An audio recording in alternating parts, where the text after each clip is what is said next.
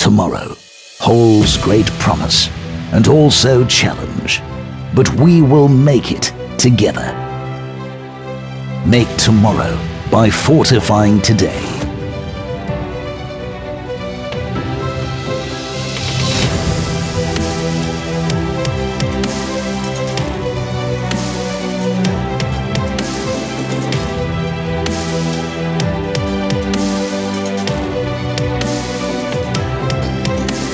Make tomorrow by making people our true strength. Consistently investing in growing our human, social and relationship capital. Building a diverse workforce. Cultivating a culture of inclusion and focusing on safety and health. Empowering communities around us. Building long-term, transparent and trust-based relationships with every stakeholder.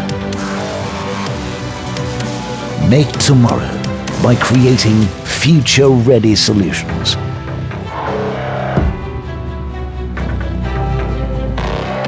With our fully integrated operations, from mining operations, manufacturing plants, and steel processing centers, to our wide range of products and customized services and solutions, we have a steely grip on the future.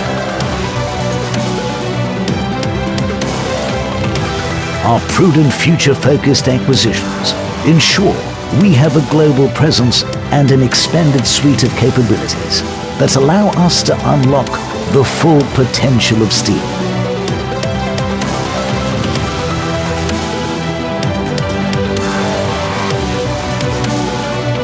We're focused on making solutions that serve the needs of industries and individuals.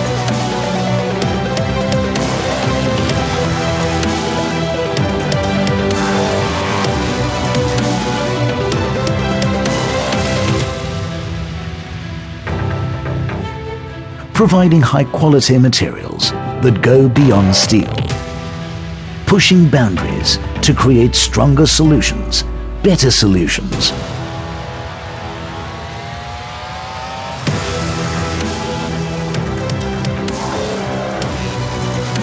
Pushing boundaries of digital technologies to build a smart, connected and seamless value chain.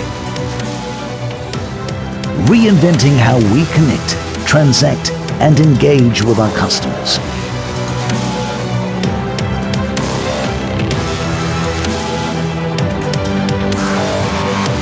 And with our strong focus on research and development, we're anticipating and addressing challenges of tomorrow. Working with stakeholders to identify specialized, unconventional solutions that drive sustainability across the value chain. We're making solutions that address climate challenges of today and tomorrow, aligned with the United Nations Sustainable Development Goals. We are working towards being responsible steelmakers, being responsible steel suppliers,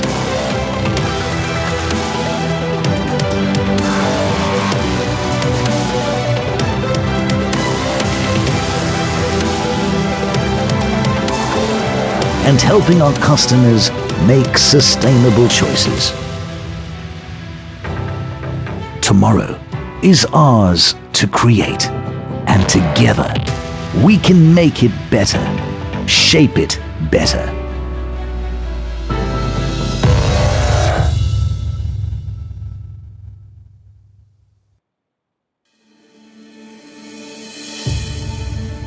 A small change can have a big impact. Every change is triggered by a belief, and our belief in sustainability is changing how we work. This belief is translated into one of our key strategic objectives. We're aiming for holistic changes in everything we do.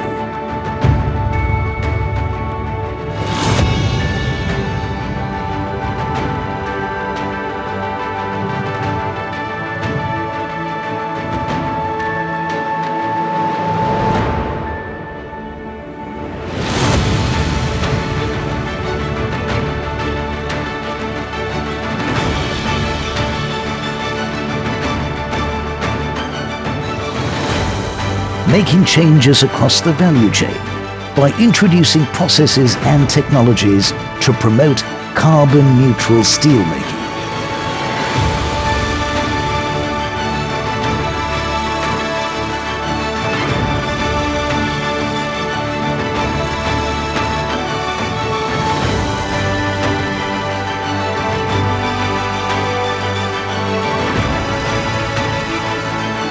Adopted a circular economy philosophy and adapted our processes to ensure zero waste, and implemented the 4R strategy to achieve high material efficiency.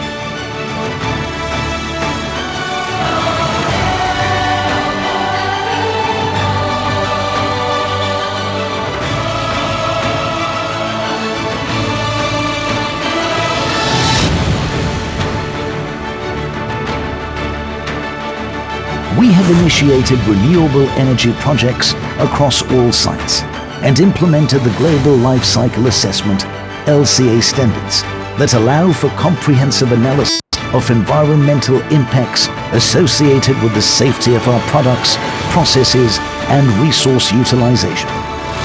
We've also implemented the Tata Steel Responsible Supply Chain Policy based on fair business practices, human rights, health and safety, and environmental protection. Through continuous dialogue with all stakeholders, we ensure a common understanding and deliver on shared sustainability objectives.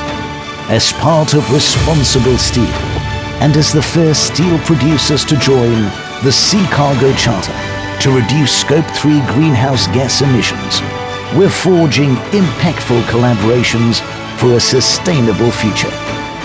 We've also collaborated with an Indian startup to deploy electric vehicles for finished steel transport, a first in the Indian steel industry. Steel may be cold, but Tata Steel has a warm heart. We work passionately to preserve the health and beauty of our planet for the generations that will follow.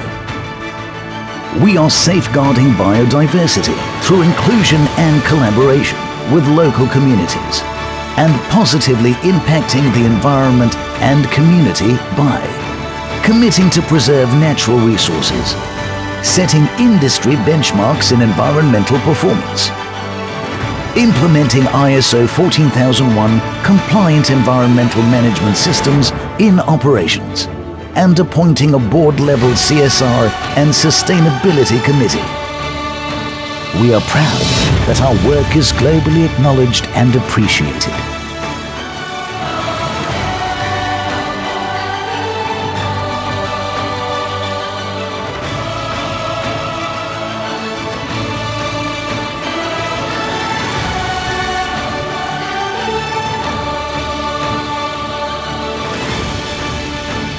But our belief in a sustainable tomorrow is what keeps us responsible and committed. We are changing today to make a better tomorrow.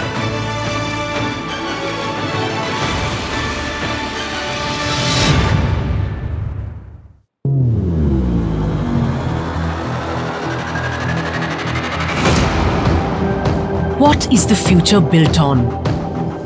A strong vision, a vision that comes alive with ideas and imagination. Our vision is to create the unimaginable. We have been driving innovation for the past century to create a world that will better itself every day. Pioneering specialized products across industries that enhance our customers' business performance. Our continuous investment in world-class research and development and collaborations with universities and research institutes worldwide keep us at the forefront of innovation. Our variety of products and radical design solutions address emerging automotive needs.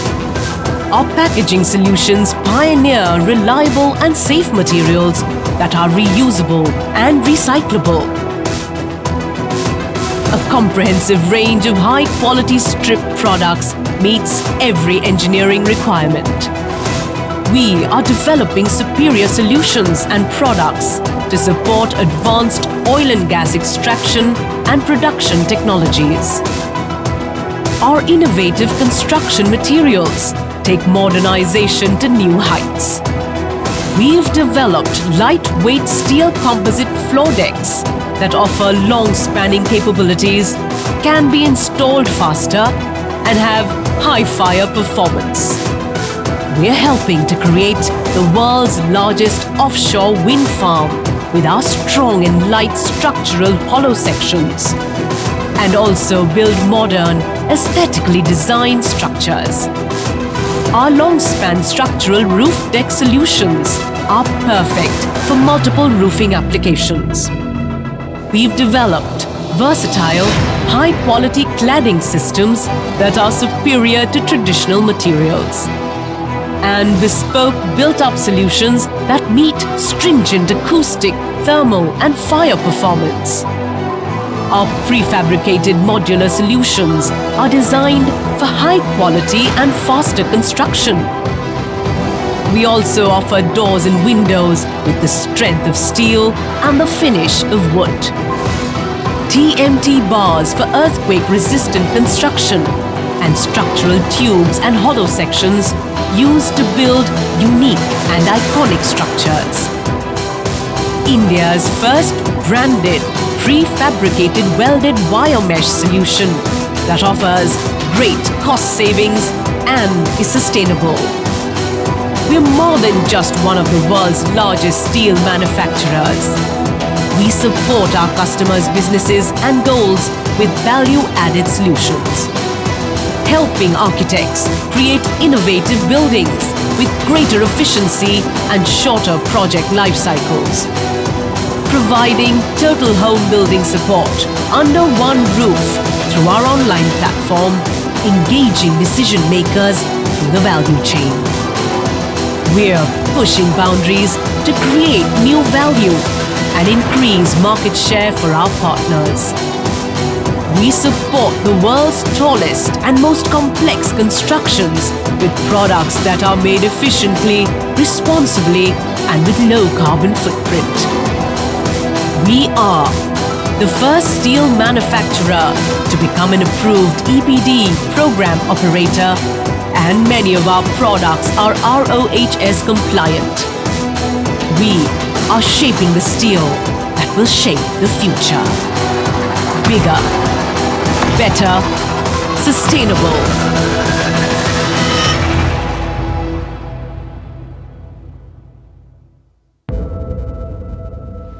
Look around. Is time escaping us? Can we keep up?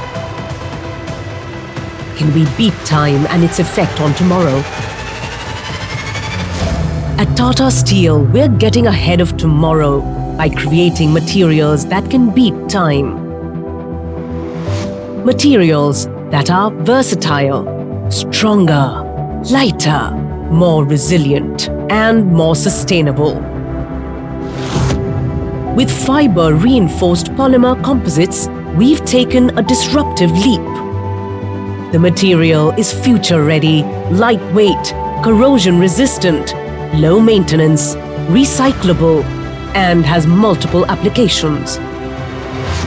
It makes smart cities smarter, infrastructure stronger, makes railway journeys comfortable, and helps people stay safe and comfortable during health emergencies.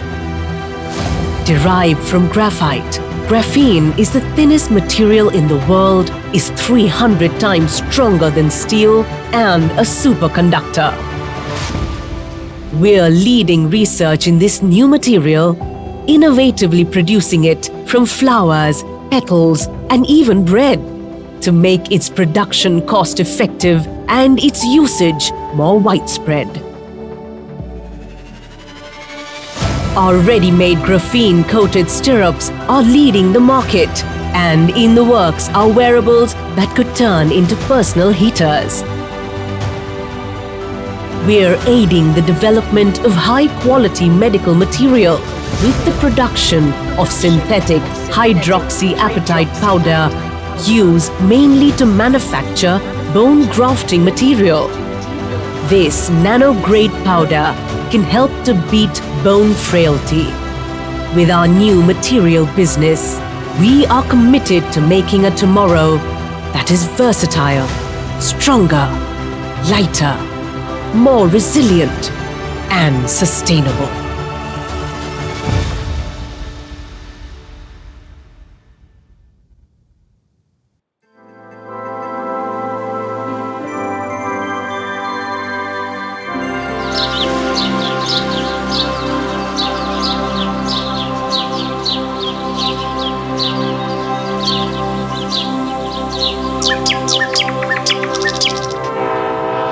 Over 100 years ago, on the central ridge, at the confluence of the Subarnarekha and the Kharkai rivers, the site of India's first steel plant was chosen.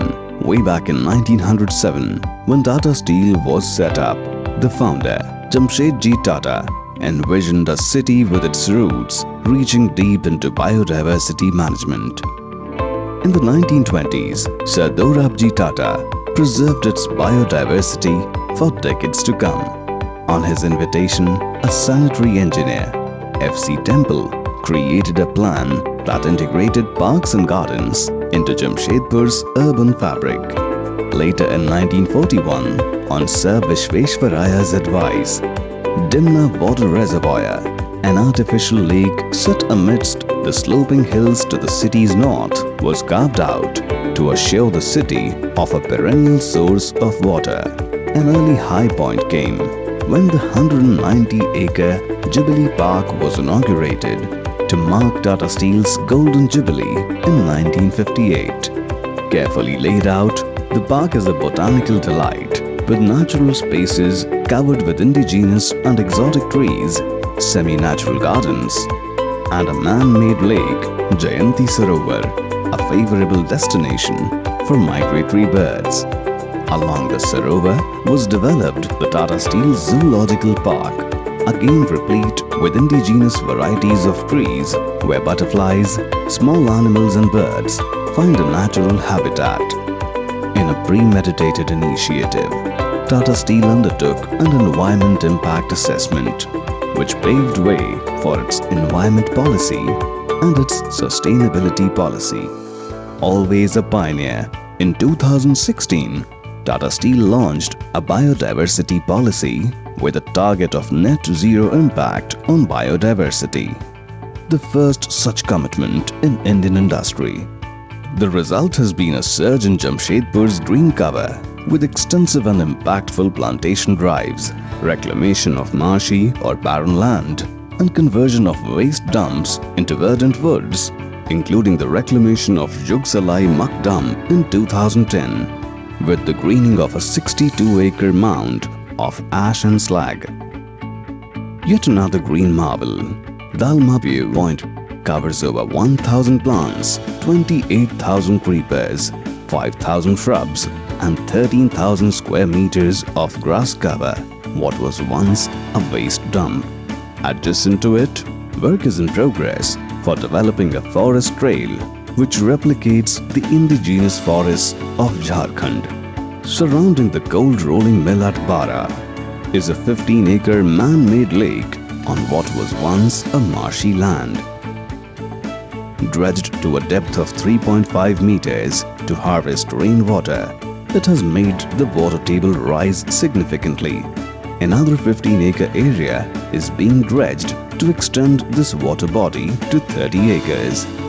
With every passing year, as Jamshedpur has seen greater urbanization, it has also seen more trees being planted, more parks, a multitude of water bodies, wider green verges along its tree-lined avenues, converging at large shrub-edged roundabouts overladen with a riot of flowers in winter. A new biodiversity park is being developed at the southwestern periphery of Jamshedpur to add over 1,500 trees.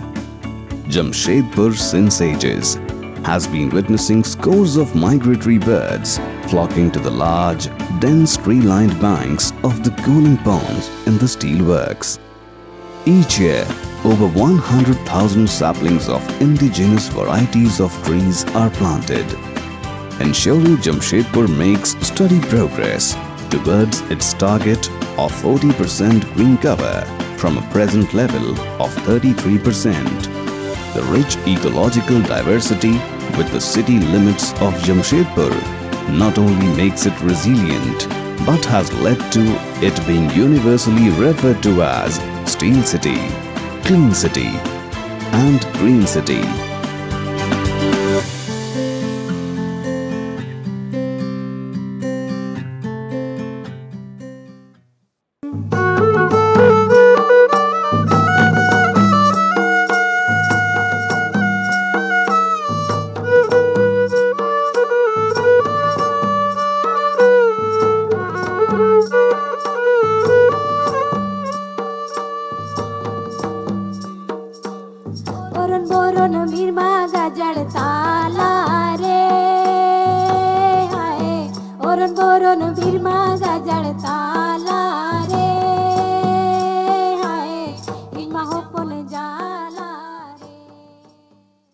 बनाई दे ले छवा मन के पढ़े लगिन, school बनाई दे ले छवा मन के पढ़े लगिन। छवा मन तो बैठल है मास्टर नहीं ओ राजा, कते दिन ऐसन चली तो हर राइज ओ राजा, ओहो राजा कते दिन ऐसन चली। Here people go for the protest or any kind of thing, any kind of procession. They don't encourage their kids or younger generation to come and join us. There is a gap. कई बार हम देखते हैं कि youth population जो है वो दिखने में हमेशा पावरफुल लगता है, उनके बारे में हमेशा बात होती है, लेकिन उसी तरह से वो निगलेक्ट भी होता है, नज़रअंदाज भी होता है। और जब हम युवाओं की बात करते हैं तो युवा कोई सिर्फ सामने दिखने वाला एक पॉपुलेशन नहीं है, तो वो मार्जिनलाइजेशन में भी छुपा हुआ पॉपुलेशन है। We try to motivate youth to give back to your society. The people protesting at the roadside, they may need you in the field of social media. So these are the little things which youth can do. ऊपरी layer आमतौर पे हमें जाति, वर्ग, धर्म, प्रांत, वंश, भाषा इस तरह से नज़र आते हैं, लेकिन वो लेयर जब अपने अंदरूनी पिरामिड के अंदर रोल परफॉर्म करते हैं या वहाँ पे अपनी जगह लेते हैं, तो वो लेयर के अंदर छुपे हुए जो इंटरसेक्शनल और मार्जिनलाइजेशन है।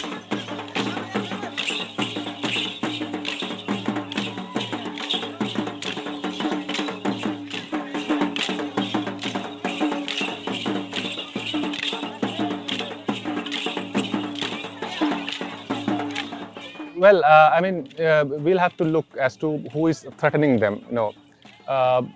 Definitely, if you come with material things to kind of overpower them, material things being guns and all those things, people don't have a chance. We have reached a point where even the aggressor and all the people have to think, the strategy. Are we here to just try to dominate other people, or are we here to create a sustainable life? As of now, education is one of the instruments which has done immense what is called damage to the tribal community, because we are taught in a language which is alien. We are taught by people who are alien. We are taught a subject which is alien. So everything that you have been teaching us in alien, and you say that we are very poor. For a tribal community, when you are exposed to that, it is very difficult. And as a result of which, what you find, education is completely taking away Adivasi children, tribal children, from their roots to language, to the culture, to the traditions, to the history, and therefore that is the way in which you are losing.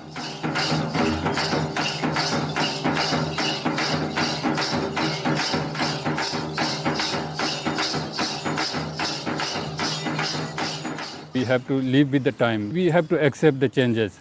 But the thing is, the changes has to be something that people want, the development is something that the community wants. Leadership is important. A young Enthusiastic, dynamic, questioning leadership is what the tribes need. They don't need to look up to some people and just, we have this habit, huh? We always look up to our MLAs and ministers and we think whatever they say is the Bible. That needs questioning.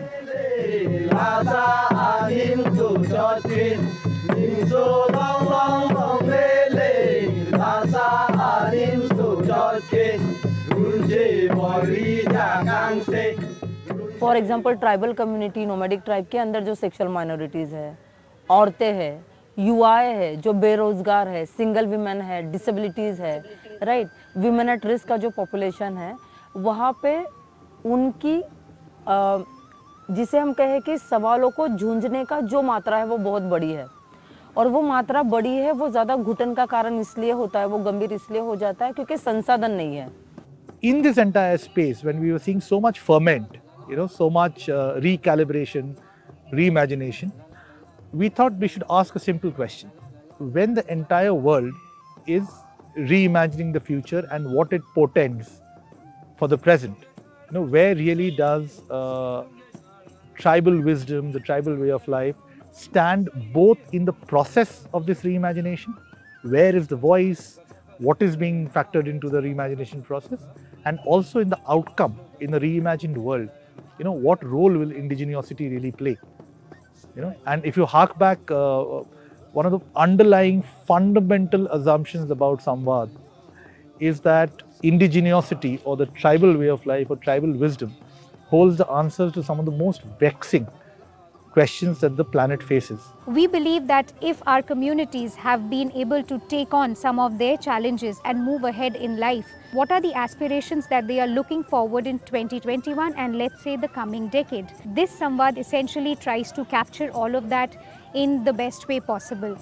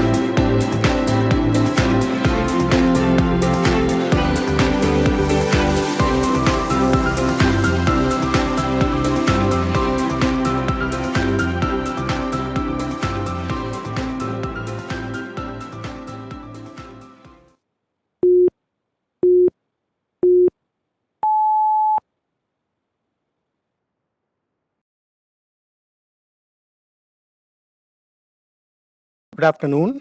Few mandatory announcements on safety for people present at the location of the AGM. This premises has been sanitized and audited for safety protocol. There are 2 exits in front of the dais. In case of an emergency, kindly use the exits and assemble at the assembly point at the ground floor and wait for further instructions. Please do not re-enter the premises. Dear shareholders, welcome to the 115th Annual General Meeting of Tata Steel Limited. This meeting is being conducted over audiovisual means. My name is Parvatisam Kanchinadam, and I am the Company Secretary and Chief Legal Officer of the company. I would like to take you through certain details relating to your participation at this meeting. The facility of joining this AGM through audiovisual means is being made available for members on first-come, first-served basis. All members who've joined this meeting are by default placed on mute mode by the host to avoid any disturbance arising from the background noise and to ensure smooth and seamless conduct of the meeting. Once we commence the Q&A session, the chairman will sequentially announce the names of shareholders who have conveyed their desire to speak at this meeting. Upon being called, the host will give appropriate access to the concerned shareholder to speak. Before you commence speaking, please be mindful of the following. Use the earphones so that the narrative is clearly audible to all the participants. Ensure that you have strong Wi-Fi connection and that the same is not connected to any other device. Ensure that no other background applications are running on the device that you are connected from. Remember to switch on the video and ensure that you have adequate background lighting at your place. If you are unable to join through video for any reason, request you to speak through the audio means. If the speaker shareholder has a connectivity problem, we will call the next speaker to join. Once the connectivity improves, the speaker shareholder may again be called to speak after all the registered shareholders have spoken. We request the speaker shareholders to please limit their speech to 3 minutes. During the course of the AGM, shareholders facing technical difficulties may kindly contact the helpline number provided in the notice convening this meeting. Few instructions on electronic voting. As you are aware, the Companies Act of 2013 and SEBI listing regulations provide for electronic voting. Accordingly, the company has provided to its members the facility to cast their votes through the remote electronic voting system administered by NSDL. Facility for voting at this meeting is also being made available for those members who have not cast their vote through the remote electronic voting system and are participating in this meeting. The electronic voting system will be made available during this meeting once announced by the chairman. Members who have not yet cast their vote and wish to do so may please visit NSDL's e-voting system and cast their vote while continuing to watch the proceedings of this meeting. Mr. P.N. Parekh, practicing company secretary, has been appointed as the scrutinizer to scrutinize the votes cast at this meeting and through the remote electronic voting. Since the AGM is being conducted through the audiovisual means and the resolutions forming part of this notice have already been put to vote through the remote electronic voting, the practice of proposing and seconding of resolutions is not required and will not be followed in this meeting. Thank you for your attention. Over to you, Chairman. Thank you, PK. Good afternoon, shareholders. I hope you and your family members are safe and in good health. I welcome you all to the 115th Annual General Meeting of the company. As the requisite quorum is present, I now call the meeting to order. I would now request all the directors who have joined through the video conference to introduce themselves. Mr. Noel Tata. Good afternoon, shareholders. My name is Noel Tata. I am a non-executive director and the vice chairman of the board of Tata Steel Limited. I am participating in this AGM through video conference from Mumbai. I am also the chairperson of the Safety, Health and Environment Committee of the board. Thank you. Mr. O.P. Bhatt. Thank you, Chairman. Good afternoon, shareholders. My name is Om Prakash Bhatt. I am an independent director on the board of Tata Steel Limited. I am participating in this AGM from my residence in Mumbai via video conference. I am also the chairperson of the Nomination and Remuneration Committee and a member of the Audit Committee, as also a member of the Corporate Social Responsibility and Sustainability Committee of the board. Thank you. Mr. Deepak Kapoor. Thank you, Chairman. Good afternoon, shareholders. My name is Deepak Kapoor. I am an independent director on the board of Tata Steel Limited. I am participating in this AGM through video conference from New Delhi. I am also the chairperson of the Audit Committee and the Corporate Social Responsibility and Sustainability Committee, and a member of the Stakeholders Relationship Committee of the board. Thank you. Ms. Farida Kambata. Shareholders. I am participating in this meeting through my place in Washington, D.C. I'm an independent director of your company, and also I chair the Risk and Management Committee, and I'm a member of the Audit Committee. Thank you. Mr. David Crane. Thank you, Mr. Chairman. Good afternoon, shareholders. My name is David Crane. I am an independent director on the board of Tata Steel Limited. I'm participating in this AGM through video conference from Riyadh, Saudi Arabia. I am a member of the Audit Committee and the Safety, Health and Environment Committee of the board. Thank you. Mr. V.K. Sharma. Thank you, sir. Good afternoon, shareholders. My name is Vijay Kumar Sharma. I am independent director on the board of Tata Steel Limited. I am participating in this AGM through video conference from my residence in Delhi. I am the chairperson of the Stakeholders Relationship Committee and a member of the Nomination and Remuneration Committee and the Safety, Health and Environment Committee of the board. Thank you. Mrs. Saurabh Agarwal. Good afternoon, shareholders. My name is Saurabh Agarwal. I am a non-executive, non-independent director on the board of Tata Steel Limited. I am participating in this AGM through video conference from Mumbai. I am a member of the Audit Committee and the Risk Management Committee of the board. Thank you.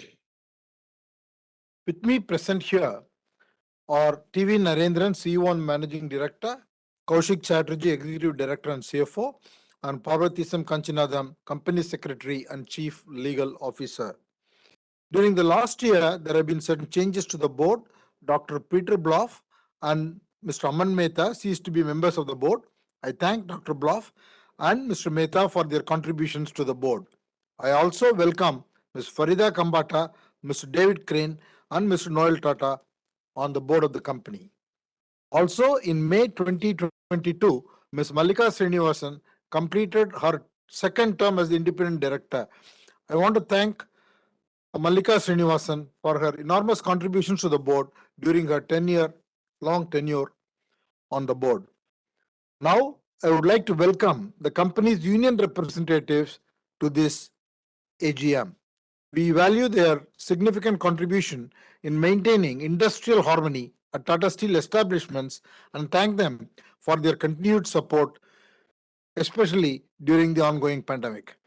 Today we have with us are Mr. Sanjeev Kumar Chaudhary, President, Tata Workers Union, Mr. Kumar Jaimangal, President, Rashtriya Coal Mazdoor Sangh and Indian National Metal Works Federation, Mr. Rakeshwar Pandey, President, Tisco Mazdoor Union, Mr. Projal Mukherjee, President, Tata Employees Union, Sinta Groos, Chairperson, Tata Steel Netherlands Central Works Council, Mr. Gerrit Idema, EWC Chairperson of the Employees Representatives and Vice Chair of the Central Workers Council, Mr. Roy Rickus, EWC Secretary of the Employee Representatives and the General Secretary, Community Union. He is also the Chair of the UK Steel Committee.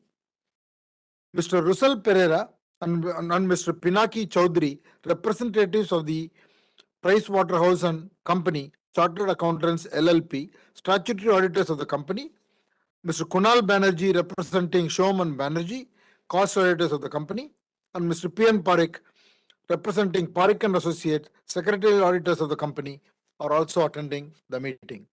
Due to the ongoing COVID-19 pandemic, we are holding this AGM through audio-visual means. This format is in compliance with the directions of the Ministry of Corporate Affairs, Government of India, as well as the Securities Exchange Board of India. The live streaming of this meeting is also being made available through the website of NSDL. The company has taken the requisite steps to enable shareholders to participate and vote on the items being considered at this AGM. The company has received 9 letters along with board resolutions from the corporate shareholders appointing and authorizing representatives under Section 113 of the Companies Act 2013 in respect of 41 crore 31 lakh 90,264 fully paid shares, representing 33.83% of the total voting capital.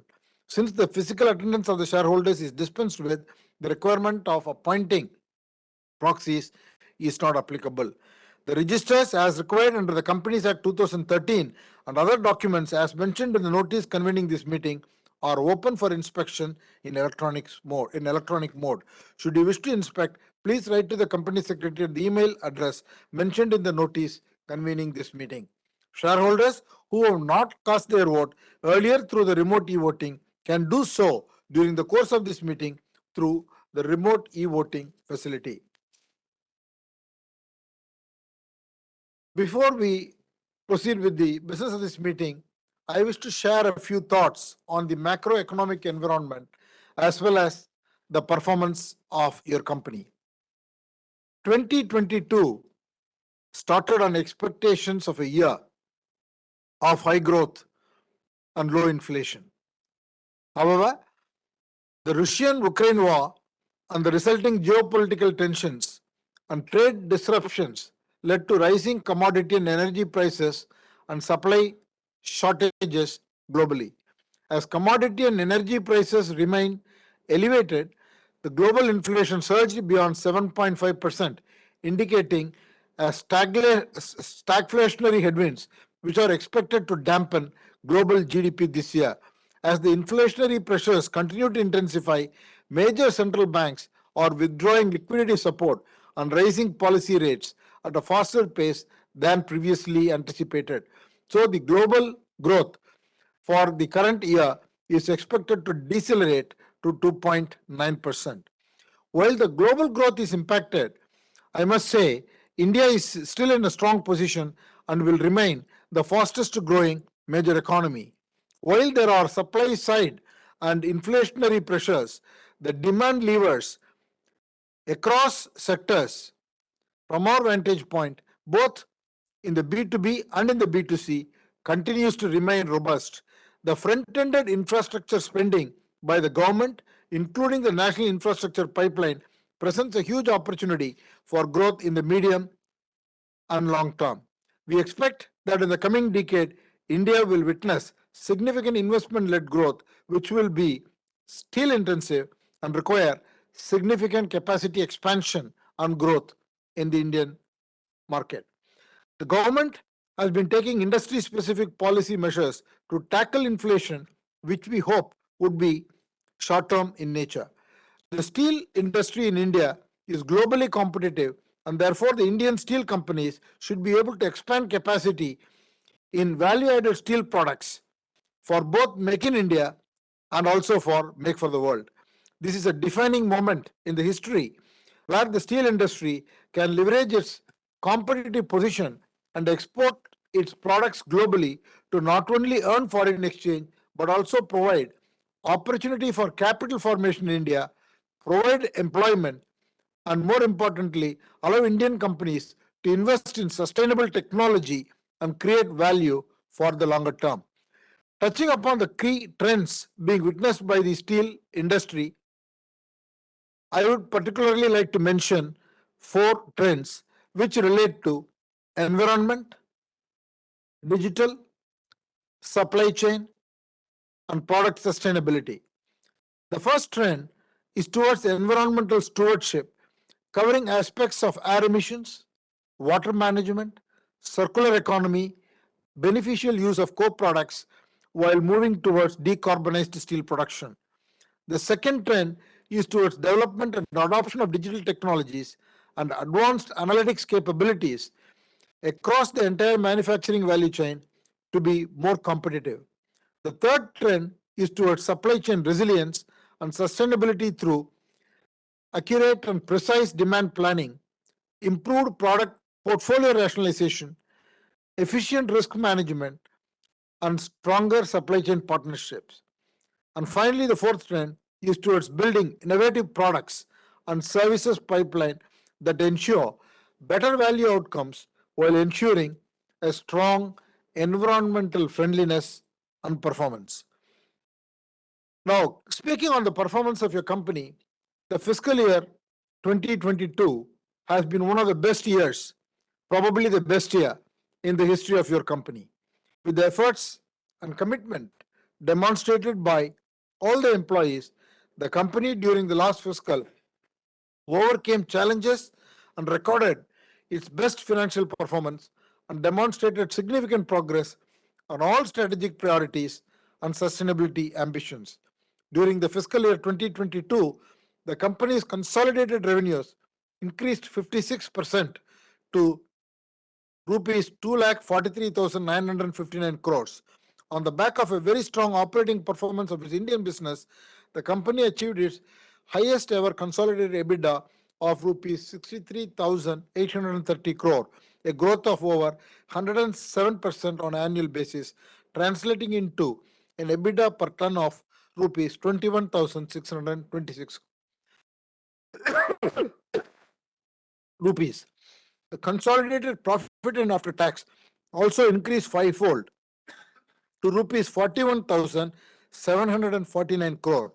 The management of your company maintained strong focus in generating free cash through tight working capital management and disciplined capital allocation during the year to record its highest ever free cash flows of rupees 27,185 crores.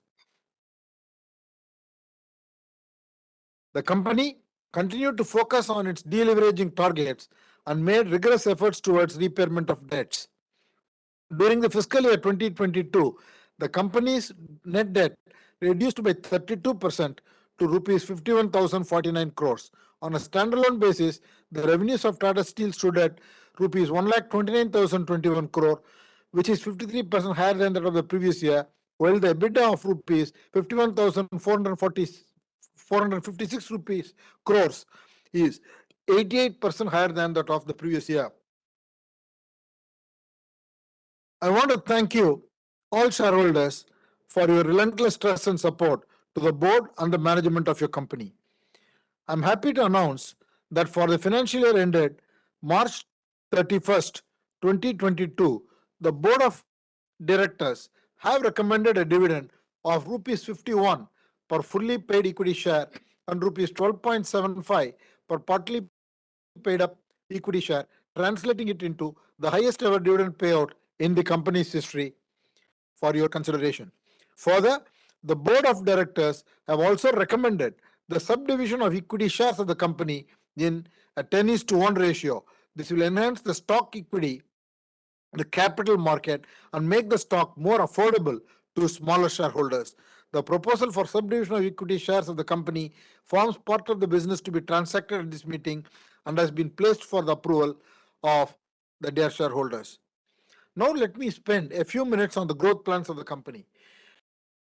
The company continued upswing in the steel cycle, saw the company scaling up its business by way of both organic capital expansion and inorganic acquisitions, as well as divestments.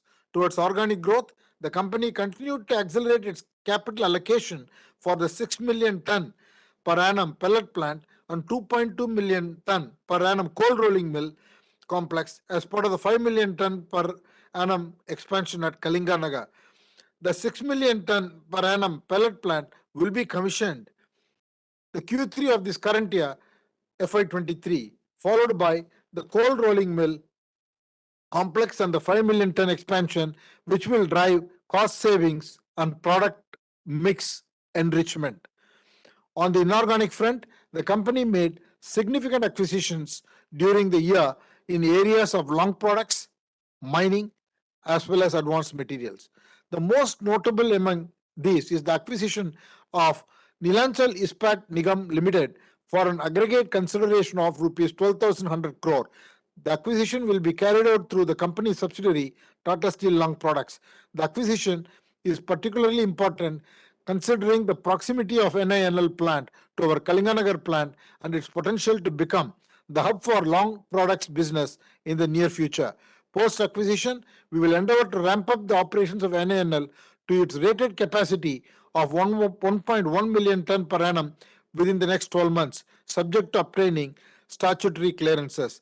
The company also acquired Rohit Ferrotech Limited for a total consideration of rupees 617 crore through another one of its subsidiary, Tata Steel Mining, to meet its production targets of ferroalloys.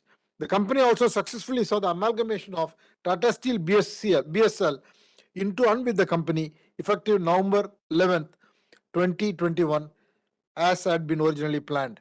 As part of the restructuring plan of its Southeast Asia business, the company divested its stake in Natsteel Singapore for a consideration of rupees 1,275 crore.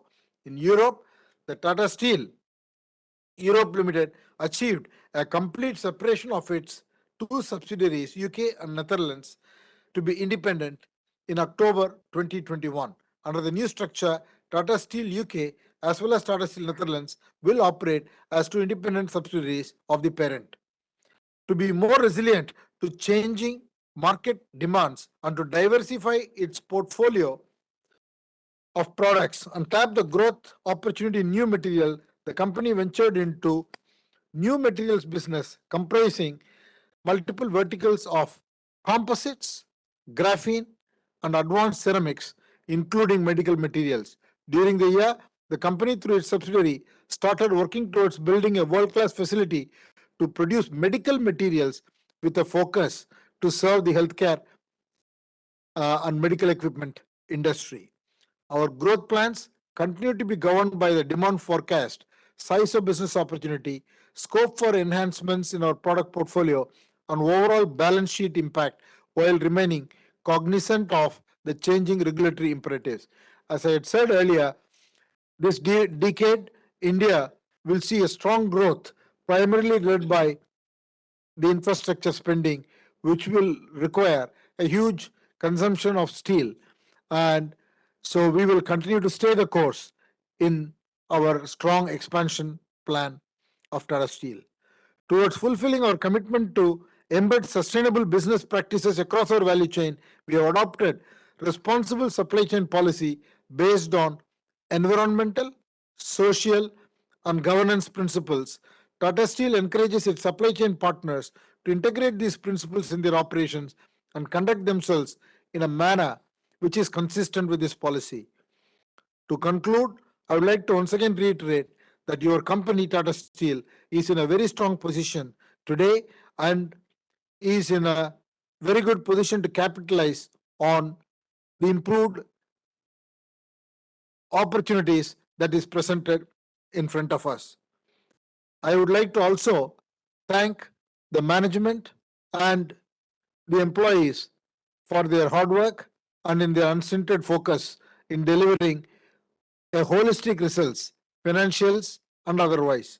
And once again, I want to also thank our members of the board who have been of great support, and thank you all shareholders. Since the notice is already circulated to all the shareholders, I would like to take the notice convening this meeting as read.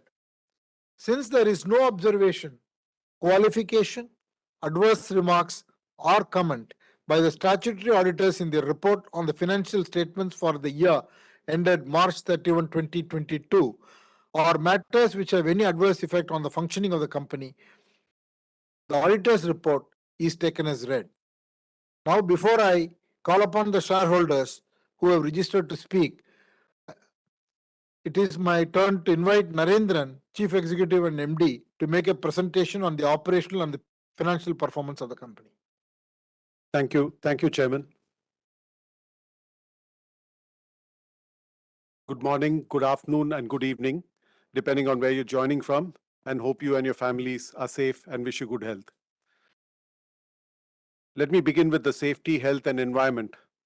This remains our topmost priority across the Tata Steel Group, and our clear ambition is to be the benchmark for health and safety in the steel industry. The lost time frequency rate has come down significantly over the last decade and a half, but we remain steadfast in our endeavors to further improve our performance. We have trained more than 36,400 workers on various safety standards and held various campaigns related to health and well-being on a frequent basis during the year. We also remain dedicated to the cause of giving back to the society, as a responsible organization, we strive for the betterment of the communities we operate in. Our goal remains to contribute across all areas of life, including education, health, livelihood, and youth empowerment. During the year, our CSR initiatives touched more than 2.87 million lives in India. We spent more than 400 crores in FY22 towards achieving the same, and more than 1,350 crores over the last 5 years.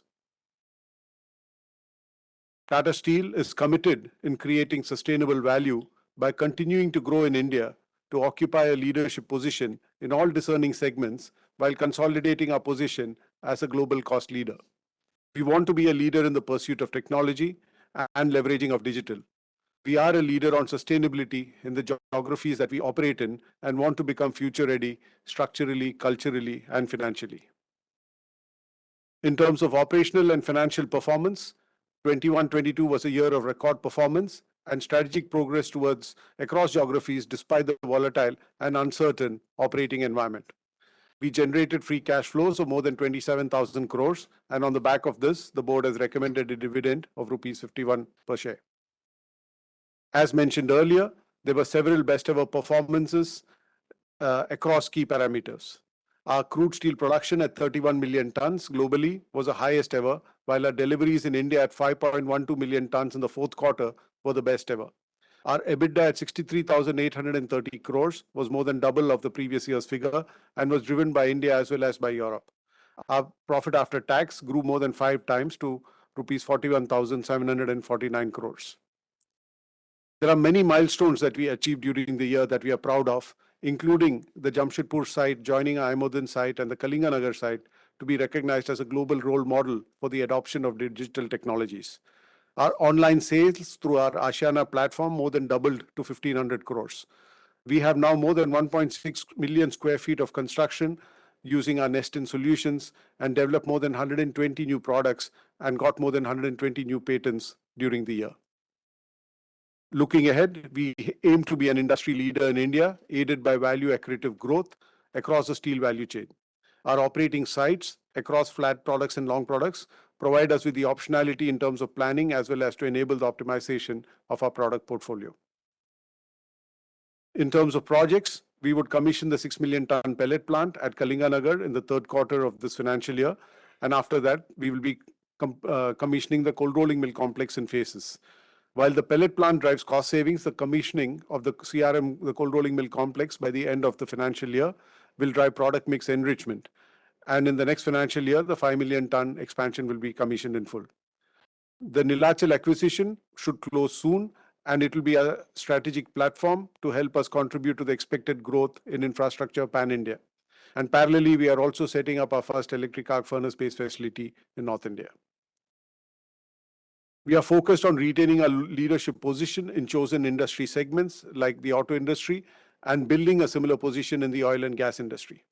Our brands for the B2C and SME segments account for over 1/3 of our revenues in India, and our online and physical reach continues to grow.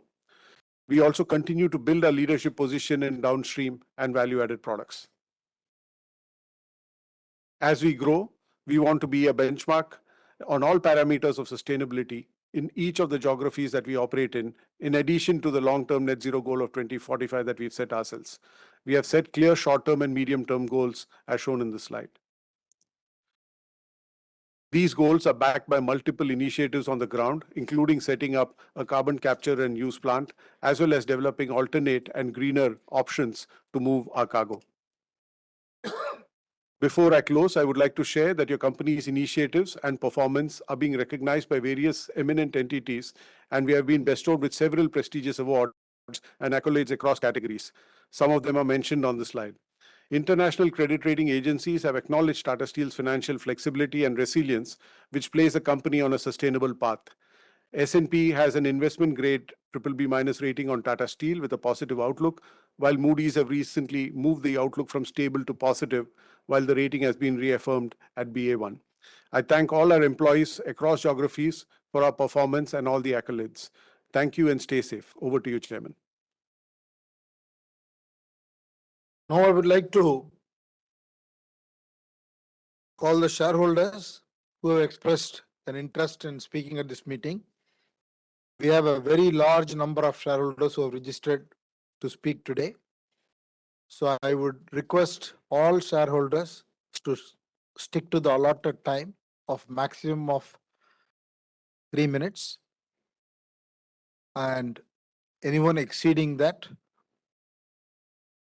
please allow me to intervene and stop you so that we can get through the list and give opportunity for all the shareholders today to express their views. Let me start by inviting Mr. Arun Kumar Bopanna.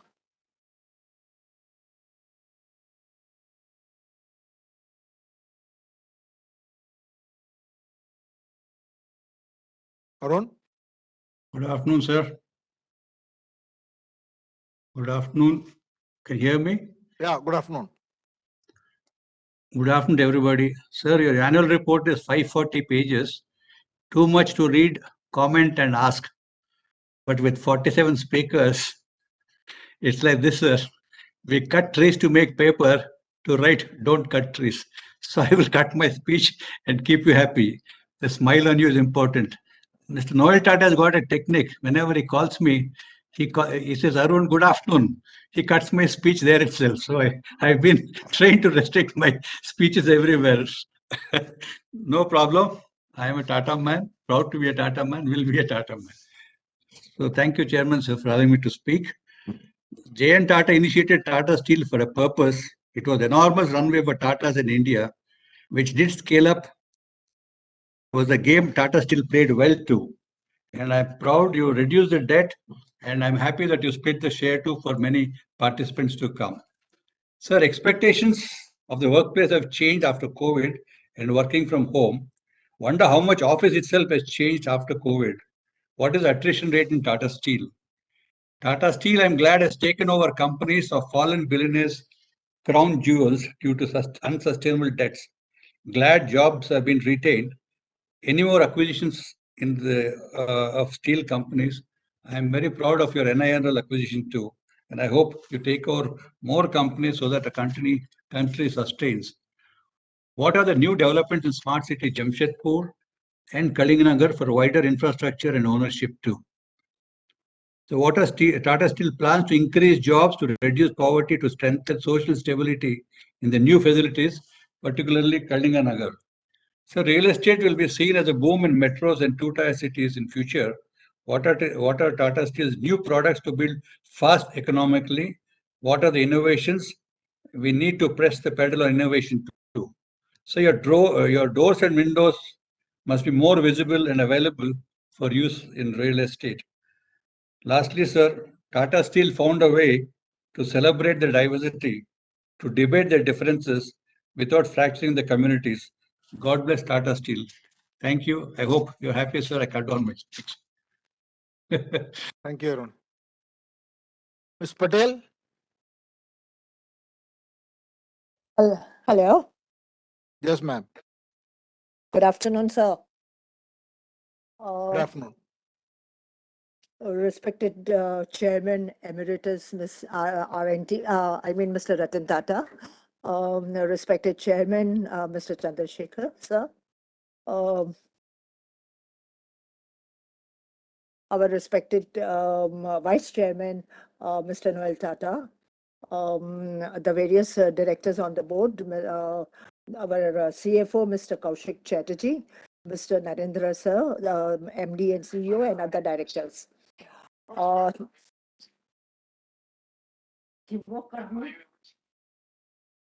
is the 115th AGM, and this is the share price of 868 today. And you are giving us a dividend of 51 rupees.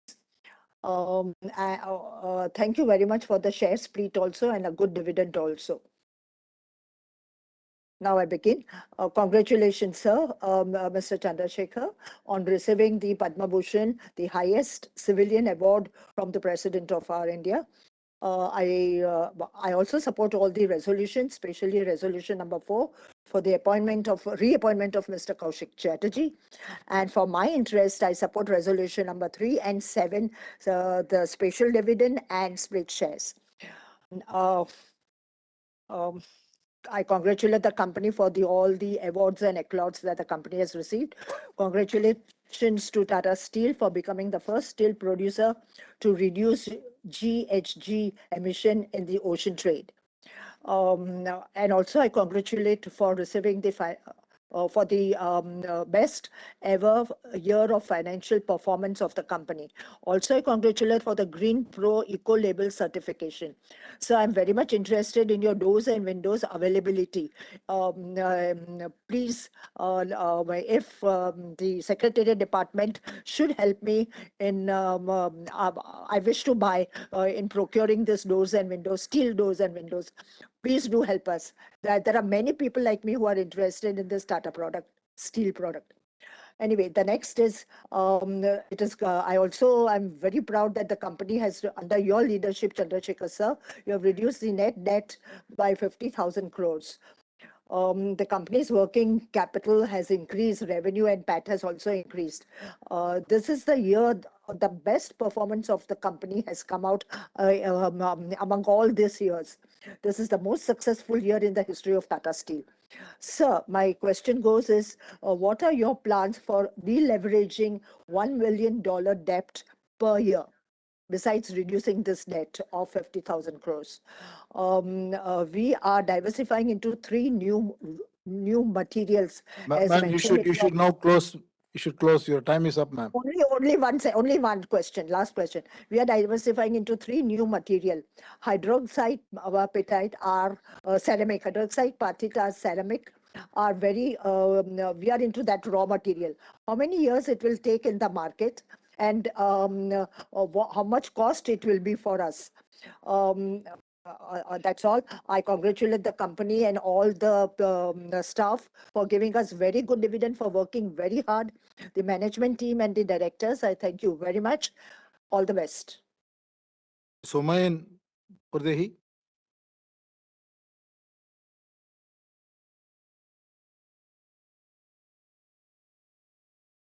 Hello, can you hear me, sir? Yes, we can hear you. Yeah. So it's such a pleasure to meet you virtually, though not physically, as we usually used to meet in the AGMs. So I just want to say that it really, we heard your presentation and also the MD's presentation. It needs a person of supernatural courage and wisdom to manage a company like Tata Steel. And you all have succeeded. This is the best year. It is the good news. We have got many shares of Tata Steel. We had applied for lots of rights. So we are very happy about the same. And today the prices is rising. Although it is risen 1.38%. So very good. We thank the management, the chairman, the MD and everybody connected with the company. Now I want to just ask a few questions, general questions. So that means cheap imports from China are a thing of the past. And so what are your dealings still with China? Do you still deal with China? In what way? And so what about Russia and Ukraine? Now regarding the supply chain, so what challenges you faced during, the recent lockdown, the supply chain challenges, and so what about the raw materials, parts? So do you make them yourselves, or do you import, or do you get supplied locally, or do you import from somewhere else? We would just like to know, we are interested in knowing about that, how you manage all this thing. So another thing is that, so regarding the present COVID, of course, though we all say it is mild, we have seen it is mild, not so dangerous like the last time. So are our employees, all of them working? Are our factories running to full capacity?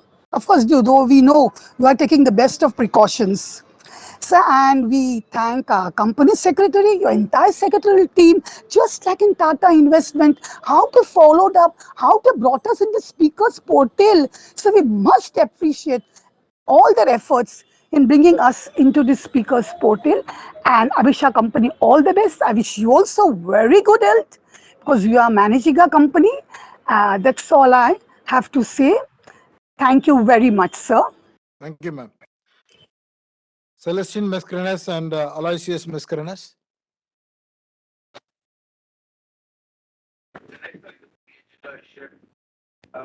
Hello. Yes, ma'am. Hello. Can you hear me? Yes, I can. And you can see me also, sir.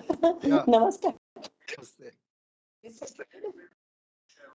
Respected Chairman, Mr. N. Chandrasekaran, Vice Chairman, Mr. Noel Tata, MD and CEO, PV Narendran, ED, Koushik Chatterjee, all the other members of the board who are in the virtual meet, my fellow shareholders. I am speaking from, what happened? I am speaking, just 1 minute.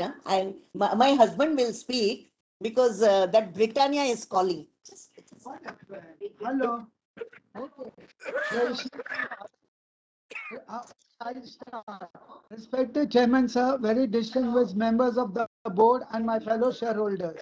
Good evening to you all. My name is Aloysius Mascarenhas. At the outset, I thank the management, company secretary and his team for sending me the balance sheet, which I received on time. It is voluminous, simple, illustrative, transparent, and informative and adhering to all the parameters required for a good corporate governance. Our results are very good as shown in facts and figures and charts and diagrams and pictures in the balance sheet. Very good, sir. I'm happy to note that 62 new products have been introduced in this year. I would like to know how many new products are going to be launched in the coming year. So hello, sir, I would like to know what is, where do we stand in the steel industry 1 to 5? What is our market share both nationally and internationally? And since we are an export oriented company, what is the rupee versus dollar fluctuation affecting us? Because day by day, the rupee is depreciating versus the dollar appreciating. So being an exported oriented company, we should be benefited. So what is the benefit we get? And are we importing any raw material from China? That I would like to know. And the UK-Russian war, how it has affected us, that I would like to know. And now only one personal question, sir, as I had informed earlier in the AGMs, that we senior shareholders are having a lot of problem in dematting, but I'm happy that our Tata Steel is giving me good cooperation. Now the another SEBI rule has come that apart from the dividend which is not encashed in 7 years, which goes to the investor protection fund. Sir, you have to close quickly. Yeah, now even the shares will be taken out and transferred to the investor protection fund. So we don't want this to happen. You being the guardian of investors, help us out. With this, sir, I don't want to ask many more questions. I would stop here wishing you personally, all the board members and all the employees, all the very best in the days and years to. With this, sir, thank you very much for patient hearing. Thank you. Mr. Adil Irani.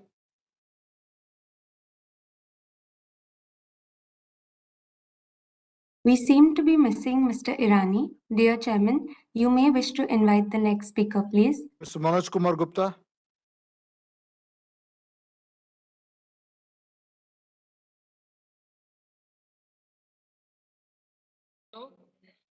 Good afternoon, respected Chairman, Board of Directors, fellow shareholders.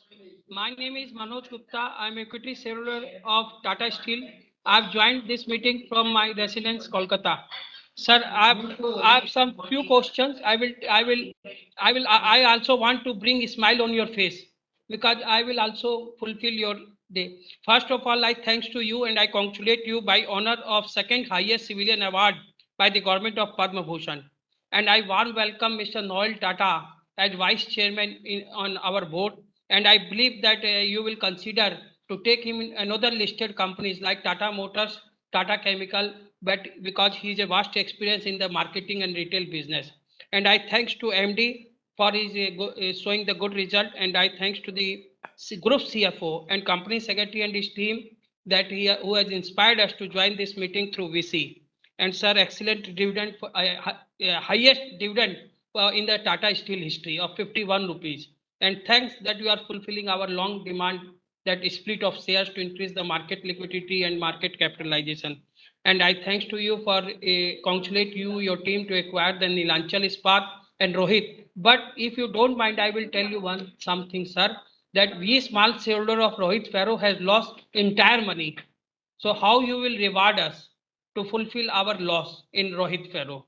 And sir, what's your view on Agnipath and Agniveer? Will you offer some job to young generation? Those will come out from these schemes of the government.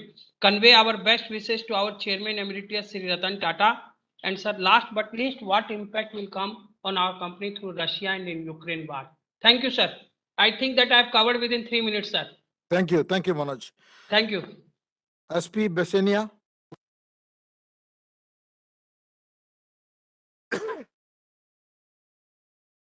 Sir, can you see me and hear me? Yes, I can. Okay. Sir, congrats on achieving highest PBT this year. So annual PBT has increased by 35% and Q4 year-on-year PBT has reduced slightly. How do you see current year? Can I expect annual trend or quarterly trend to continue? That means will the profit increase or reduce? So we have negative cash flow for consolidated accounts for current year and previous year. I feel the company should restrict the dividend and reduce the borrowings. If you feel you have surplus cash, you can do a buyback, which is tax efficient. So we have taken 10 years to reach sales of 1,700 crores from 1,000 crores. You should aim to double sales in 4-5 years. So there is shortage of chips in the world. Our company could have gone into producing semiconductor chips,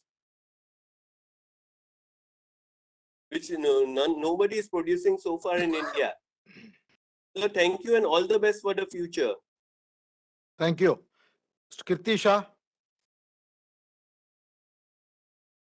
We seem to be missing Mr. Shah. Dear Chairman, you may wish to invite the next speaker, please. Shivam Bajaj.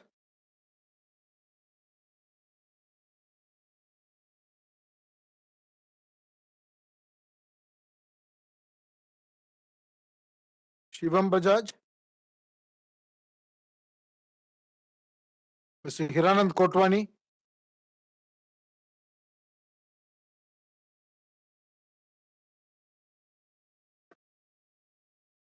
Yes, sir, I am audible. Yes. Yes, good afternoon. Namaste to all, because so many people are attending from various ends of the world. Certainly, gentlemen, you and your team are congratulations to you and your team for best ever performance. This is a blessing in disguise, highly realized price. Thanks to inflation, thanks to war also. Because development, destruction are coexistence. Certainly, I don't waste your time, but certainly the debt prepaid is 15,000 crore. You see the next 3 year debt should be reduced, some contingent fund, because it's the cyclic nature, price of the steel, it can fall after some time, there's bearish trend. So how you cope up that? How we are going contingent fund and contingents to cope up this? What your steps you are going to taking? Certainly I congratulate your capacity utilization and buying spree. You bought so many small and other steel. Particularly, I want to congratulate Neelachal. How you are going to increase the capacity utilization at Neelachal? And what about the mining? Our Tata Steel mining. If you comment, how many mining company we own in India and outside the India? Our investment in the mining. How we are going to increase investment and yield from the mining? Capacity utilization, particularly Kalinganagar, Mayor Kalinganagar, Dharmayar, Mayorman, Pandal, you throw some light on these particular plant, how you are going to increase the capacity? Thank you once again. Save the time. It's a good luck to all. Particularly, again, congratulate you and your team. Thank you. Thank you. Ashita Parekh. Hello, sir. Hello. A very good afternoon, respected Chairman, sir, and the Board of Directors. I am Ashita Parekh, proud shareholder of the company and member of Millennium MAM's Mumbai chapter. My question to you, sir, is you are now in the consumer segment of the steel business. What is the mega plan to expand this business? And, sir, how are the changes in export and import duty affecting our company? How do you see this impacting the industry in the long term? Thank you so much. Vaishali Saraya. Good afternoon, sir. Congratulations on yet another remarkable result. Sir, I would like to know what is the consumer scenario of coking coal price and what is your view about this? As a student, I want to ask what is the cost percentage of coking coal in steel production and do you have your own captive coal mines? Or are you buying from Coal India or importing? Please explain the entire game of coking coal. I also would like to ask, although debt level has gone down to 50,000 crores, it is still high. Sir, when can we see Tata Steel as a debt-free company? As debt-free is your favorite. Thank you. Nidhi Kanoi.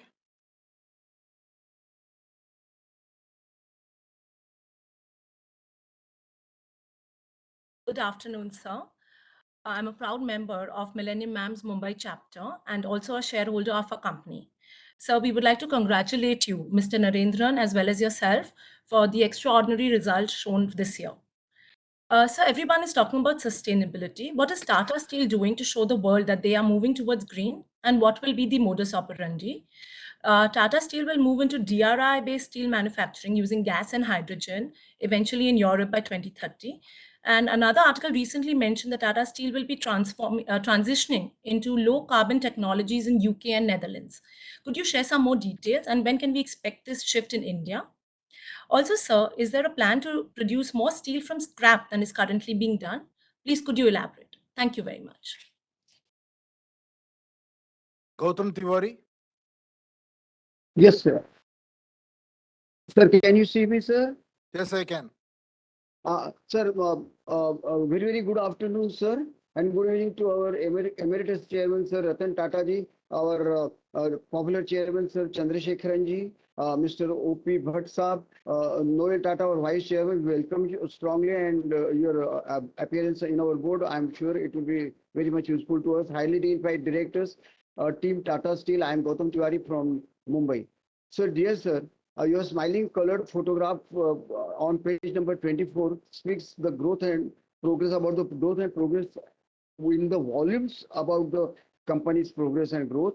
And with a lot of greetings and congratulations to you, sir, for achieving this highest ever growth in the history of Tata Steel, which is very much near the heart of our heart of Ratan Tata ji. A growth of 170% is translating into EBITDA of rupees 21,620 crores and with healthy EBITDA margin of 26%. Sir, we highly appreciate that all profit and of this year you have transferred to the reserves. Sir, dear sir, all shareholders are very much delighted, sir, when you have declared the highest ever dividend of 51 rupees. We never expected that, and we were really, and the market also very much happy. And moreover, the stock split from rupees 10 to 1 share, so that everyone can gain about it, all small shareholders. Sir, I would like to specially thank our Mr. TV Narendran and Koushik Chatterjee and Mr. Parvathisaran, who TV Narendran's this thing explanation was very good, sir. We came to know a lot of things about the company working, and Mr. Parvathisaran and their associates services are very good secretarial services, and we are very happy about their investor services always and all the time. Sir, I welcome, sir, I support staunchly all the regulations and all the appointments and reappointments of directors on board, and I have already voted in favor of them. Few questions, sir. Sir, what is the capacity utilization of our plants in India and abroad roughly? Sir, what is our debt equity ratio now as stands during this year, sir? Sir, what is our attrition rate now? And sir, what is our debt equity ratio? We have reduced the debt to a greater extent. Now, what is debt equity ratio? And how much dividend and shares we have transferred to IEPF this time? Sir, our permanent and casual workers ratio this time. And is there a handicapped employee in our, how many handicapped employees we have got in this, our company? And sir, what is, or how do you visualize the steel industry's progress in the next 2 to 3 years, especially for our company's benefits? And a decline in business due to the supply chain constraints and COVID, sir. That's all. And conclusively, sir, we thank you very much, sir, for all the things that you have done. And namaskaram, sir. Sir, good evening, sir. Good evening. Thank you. Thank you.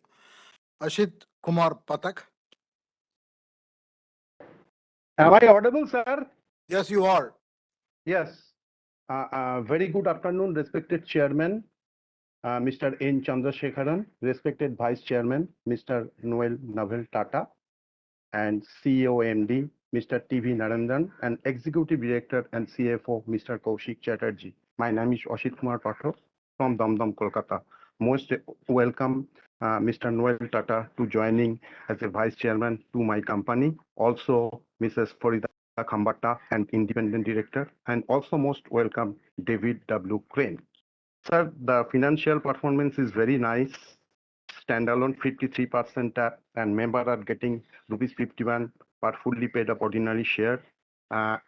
Also 12.75 per partly paid up ordinary equity share. Also, member and the shares will be subdivided. Very nice step. A minority shareholder can be purchase our company share. Sir, Mr. Manoj Gupta also mentioned that Tata Steel Mining acquired Rohit Ferrotech with NCLT. 780 crores resolution plan as per resolution. 515 crore will be offered to Rohit Ferrotech financial creditors, and 164 crore will be infused equity capital in the company, and 100 crore will be provided to trader creditor employee. Sir, any future Rohit Ferro shareholder get any benefit after this resolution plan?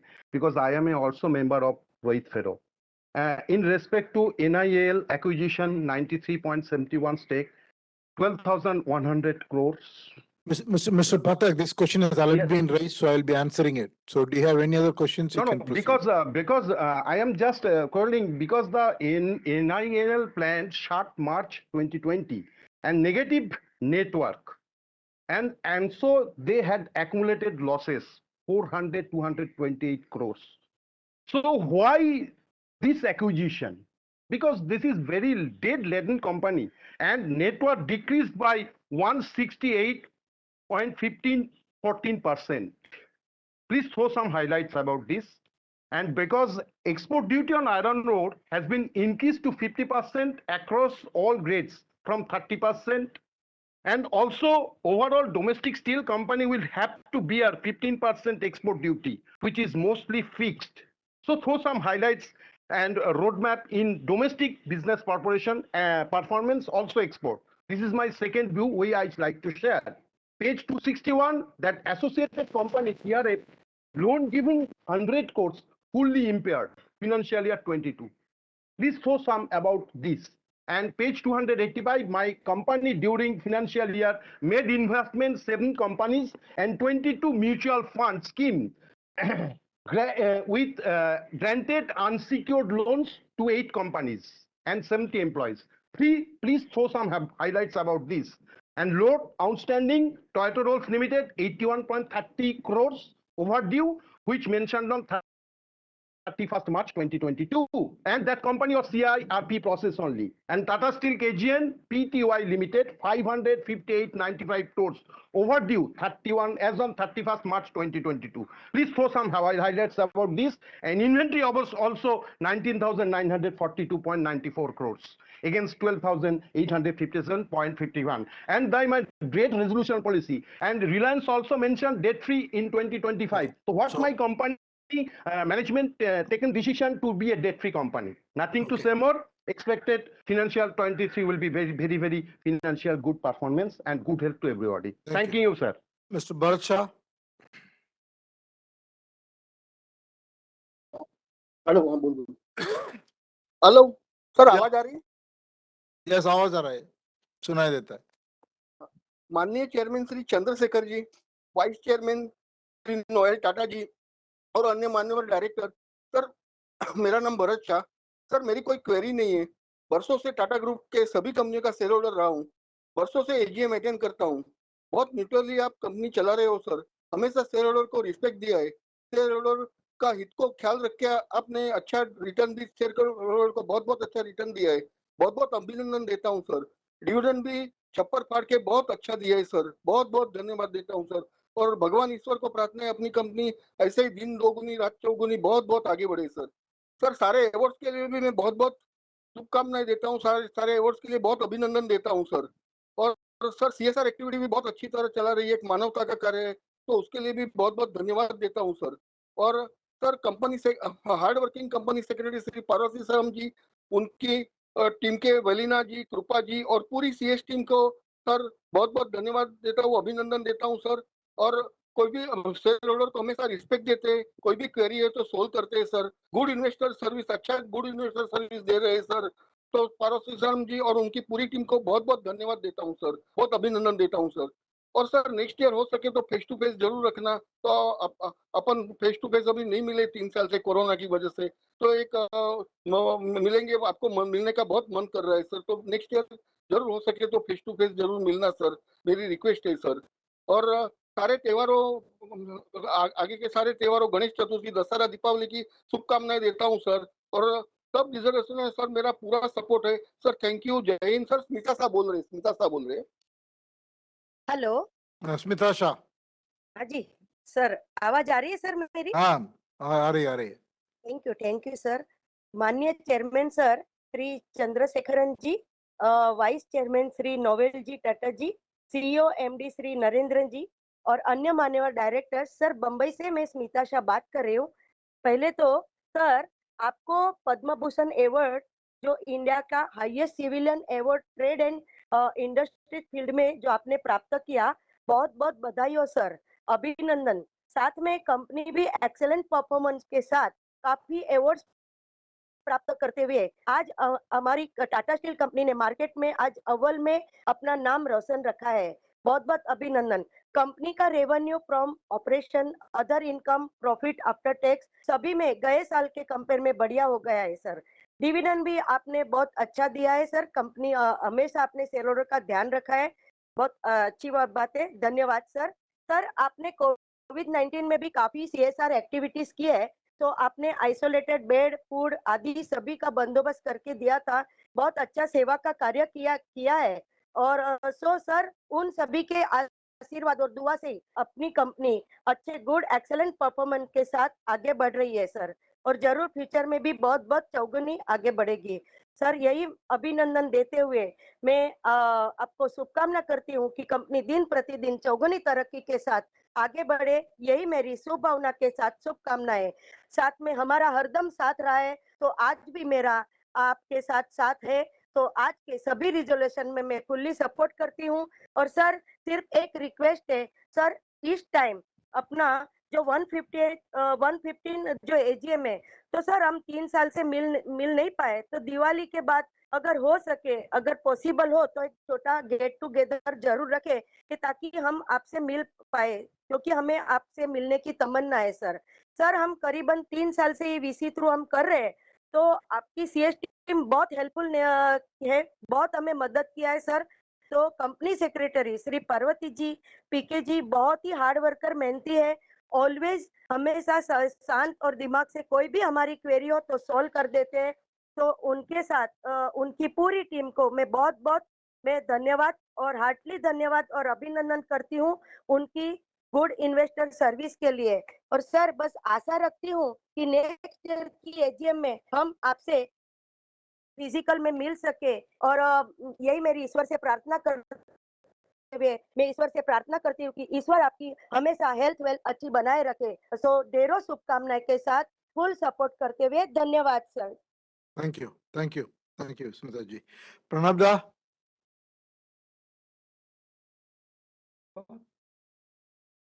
Yes.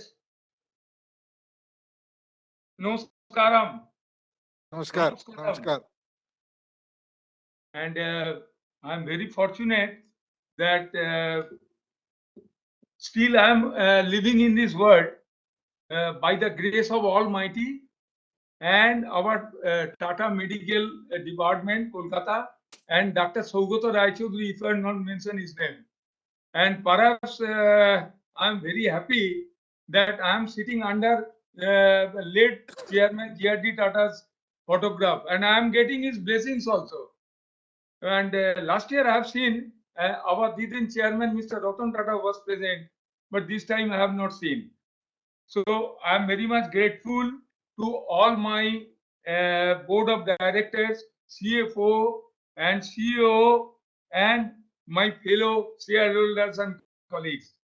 I will tell something because I'm a cardiac patient. I cannot go faster nowadays. I have two times attack actually. And by the grace of this Tata Steel, Tata Groups, I am living in this world. I am telling in front of you, as well as all the board of directors, hats off to my company. Royal salute. This year, yes, I should say, ever history made by the company, all the best efforts, all the excellent turnover, excellent profit, and also our revenue. That is I should say, this is exceptional and a history made by the group of companies. When you were here, and Mr. Narendran also, CFO also there, we are not worried. Next year we will see the double profit in our organization. I'll be the most happiest person in this world. So now I'm coming 2, 3 points, 4 points as usual. I am telling you regarding the safety matters. This is very vital because I know Mr. Narendran and you also, you never compromise with the safety. Recently, in our Tata Steel coke oven plant, that was fired somehow, and half of the world, they got the idea that yes, we are not maintaining the safety properly. And recently also, one of our mine Sardar is he was expired due to some toxic, all these things. My earnestly appeal to you, because of safety of our manpower as well as our assets, we should special attention to the subject to save our everything.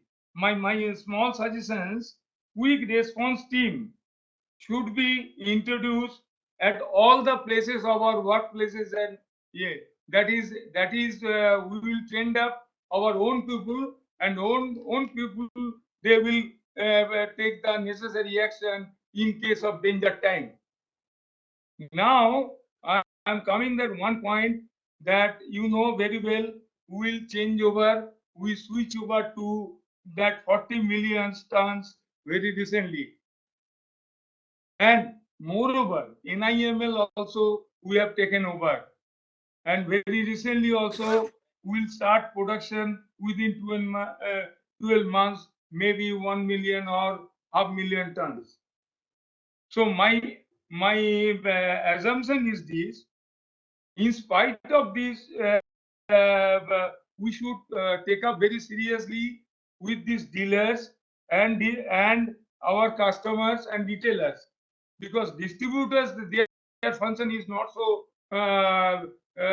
easy to do it, but the ground level people like dealers and retailers and customers, we have to look after their better interest, and also will take the necessary visit to their premises for how to cope up the market, because this per capita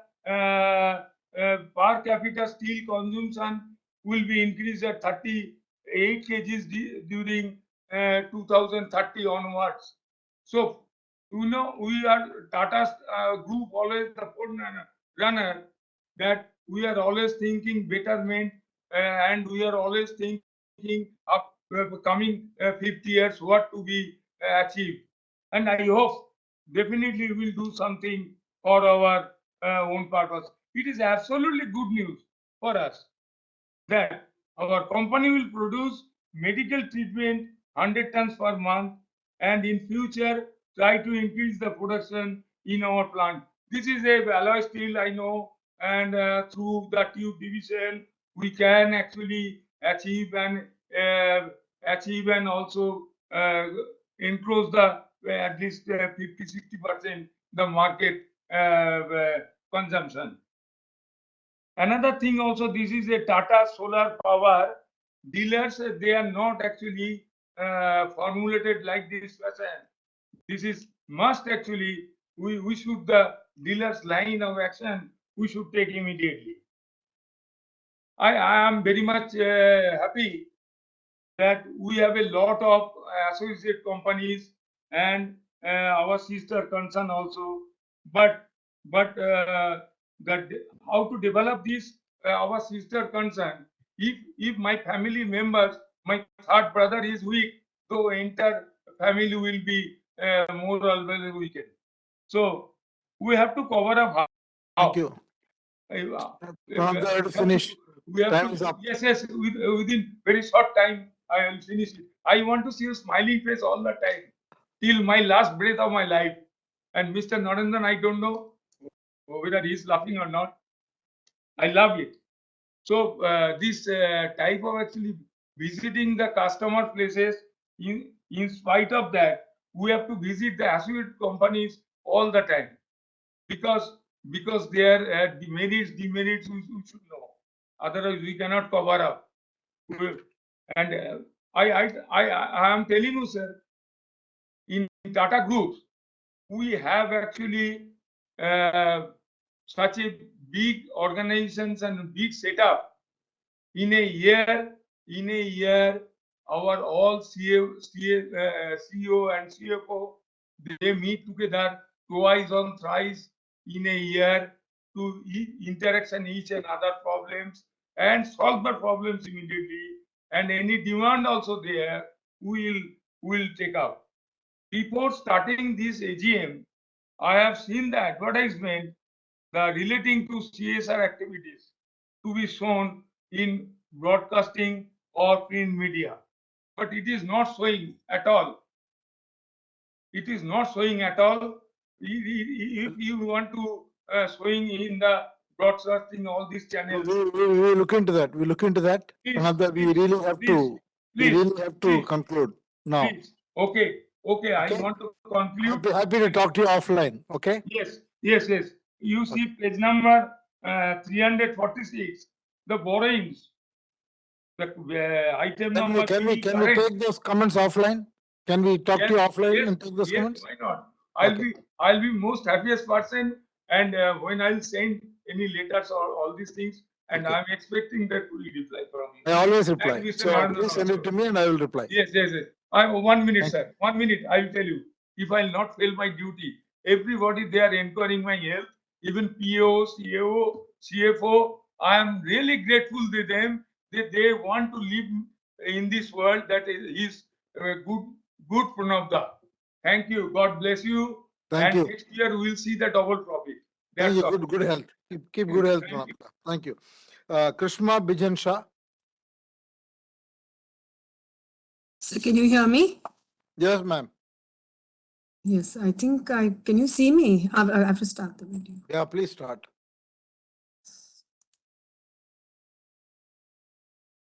Yes, sir. Hi, good afternoon, esteemed chairman, sir, and board members. I am a proud shareholder of Tata Steel. My name is Krishma Shah, and I am a member of Millennium MAMS, the Mumbai chapter. Sir, I have two questions. Mr. Narendran has mentioned in the economic conclave, steel is on an upswing in this decade. Please, can you elaborate? What is the basis of this opinion and what will be the growth plan for Tata Steel, both organically and inorganically?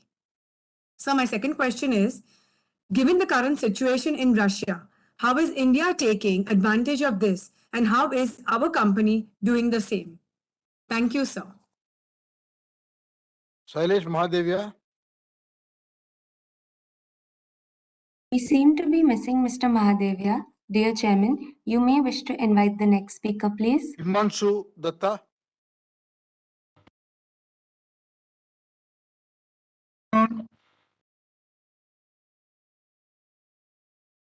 Hello. Yes. Yeah. Am I audible? Yeah. Thank you, sir. Good afternoon to you all. Please accept my heartiest congratulations and a big thank you for the excellent all-round performance of my company, Tata Steel. Sir, after having an association of almost 42 years with this company, I personally feel so proud of such performance of this company. But at the same time, I strongly feel that we cannot take things to be granted and feel complacent assuming that everything is going in the right direction. We must be quite vigilant. Actually, I find there could still exist some voids and some slips in the process and attitude leading to violation of Tata business ethics and code of conduct. Actually, in the recent past, sometime in January, February, I had come to know of some practices which I felt that it was quite abnormal and not exactly matching to Tata Steel's principle. In my opinion, those practices are causing gross violation of Tata business ethics and Tata code of conduct. I tried to discuss on these issues with certain senior executives, but I could not finally. So to draw the attention of Mr. Narendran, Mr. Narendran, now I'm addressing to you that I had sent a mail to you on 28th April requesting for an appointment with you. Maybe due to your busy schedule, I know you are very busy and keep traveling. You apparently forwarded my mail to another senior executive to talk with me. And actually we talked. We talked on 10th May, following which I also sent you another mail thanking you so much for taking such an initiative at the earliest. But after that, subsequent to that discussion on 10, I have not received any update. And I have sent another mail, and the last mail I sent on 1st June, requesting for an update on this matter. I even do not know that whether you accept it as a violation of this thing, Tata business ethics or code of conduct. Are you doing something else? Are you doing some investigation on this? I do not know. So today also I earnestly request you, and if allowed, I insist you to give me an appointment with you for about half an hour, giving me an opportunity to explain to you in person. And I'm sure that after my briefing, you will have a new insight in it. And while I'm talking about half an hour, maybe that you might be more interested to stretch it to beyond that half an hour also. And in case that you are, as because I'm finding it that you are so busy and you are remotely available in Jamshedpur, so if it is convenient to allow such an appointment in Mumbai, I'll be happy to travel all the way to Mumbai to meet you. Mr. Datta. Yeah. I have been briefed that your matter is being looked into by the audit. So soon somebody will get back to you, and we required a meeting will be arranged. Oh, thank you so much, sir. Okay. Thank you. I only wanted this much of feedback. Thank you. Thanks a lot. So Sarat Shah.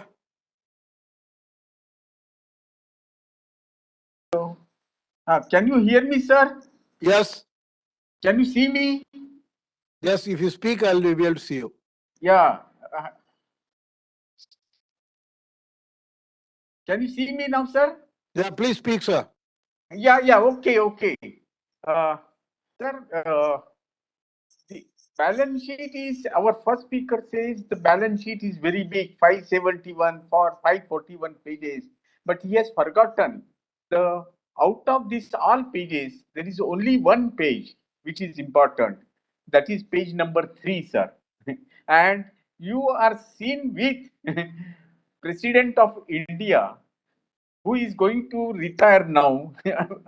And you have got the opportunity to have a photograph with him. So that is very important. And you have been awarded, sir. Noble Tata, I'm very happy because I'm seeing him in trade meeting. But Noble sir, I congratulate you for your appointment as a vice chairman in the company.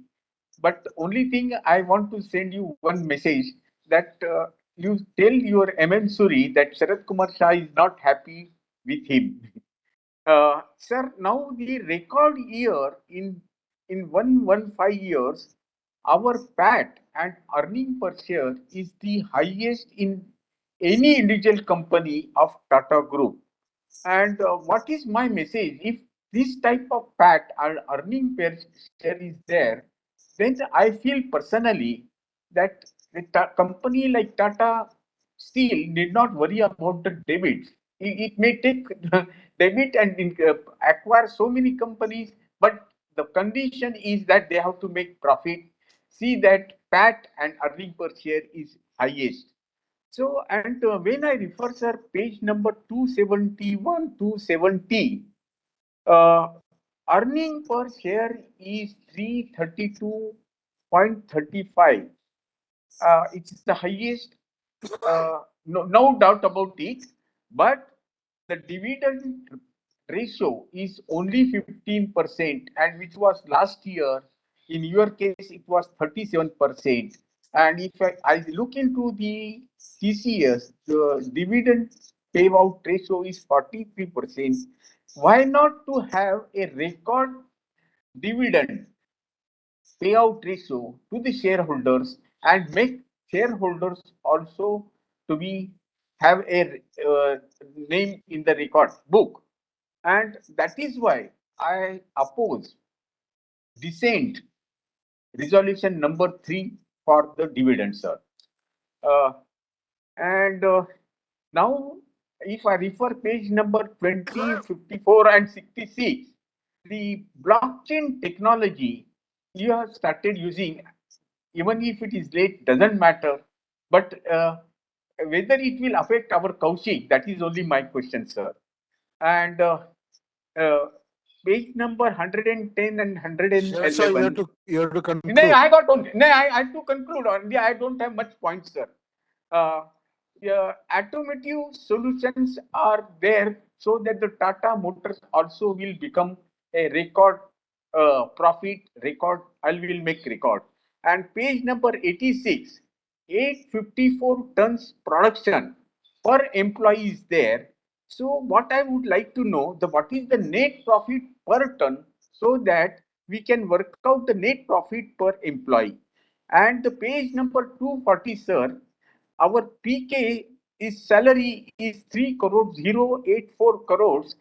Why not to have him his salary record salary, because HUL company secretary's salary is 8 crores. I personally feel that our company size is very big, so we must have a record salary for our company secretary.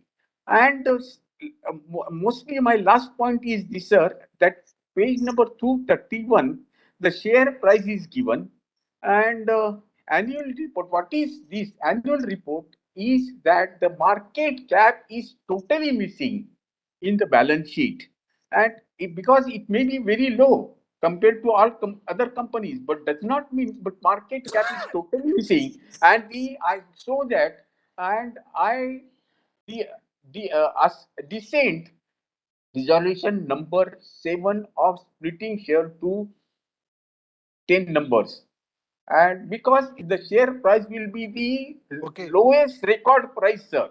And another thing, last point, sir, is that I'm very happy with PK, because in income tax return in 26 AS and AIS, Tata Steel details are always available, but what is wrong with the TCS details are never available in 26 AS and AIS. So please take care that all Tata Group companies details are those who give dividend should appear in the income tax forms. Thank you very much, sir, for giving me opportunity and speaking. And when you say, sir, when you control Bombay shareholders, you should control Kolkata shareholder also. Thank you very much, sir.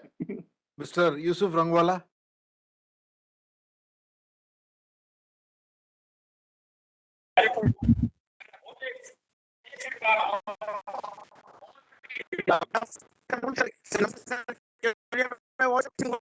Hello, my name is Subramanian speaking from Mumbai.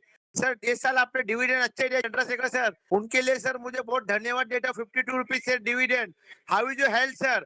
I'm seeing your face, sir. I'm very happy, sir. I pray to God every day for your good health, sir. आपने sir एक अपना award page number 3 वो देख के मुझे बहुत खुशी हुई। और सर मैं सब पूरा रिजोल्यूशन में मेरा साथ है और अपना कंपनी शेयर डिपार्टमेंट अच्छी सर्विस करती है। सर आपने 1 रुपए का शेयर किया उसके लिए भी मेरा फुल सपोर्ट है। Thank you and nothing more to. Thank you. One more thing, sir. Sir. Yes, sir. We are spreading a 1 rupee, sir. I am supporting sir. 1 rupees का आप शेयर कर रहे हैं और आपने डिविडेंड भी अच्छा दिया। सर जमशेदपुर मुझे फैक्ट्री विजिट करना है सर। जमशेदपुर हो सके तो मुझे अरेंज करने का कृपा करिए sir. Thank you very much. जय हिंद, जय महाराष्ट्र, वंदे मातरम, nothing more to sir. Have a good day sir and also thankful our mister and Tata who is our how is our Ratan Tata sir. Give my regard and ask my help from my Super Rangwala sir. Thank you very much. Jai Hind, Jai Maharashtra. I salute you sir. My full salute you sir. Thank you very much. Jai Hind sir. Thank you, Mr. Tamal Mujumdar. Next.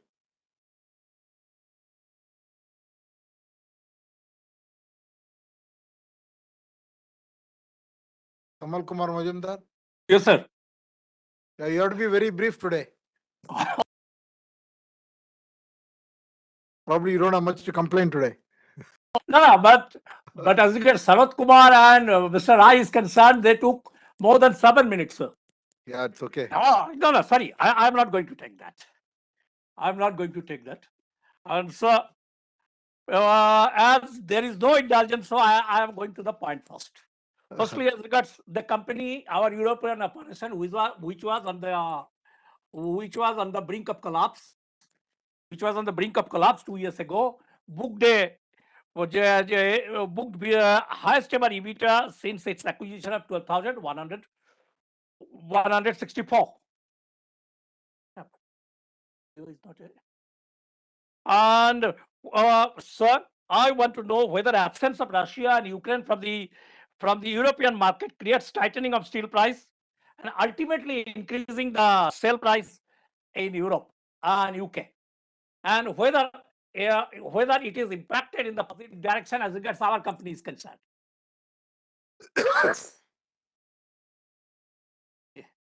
Video is not working. It is not working.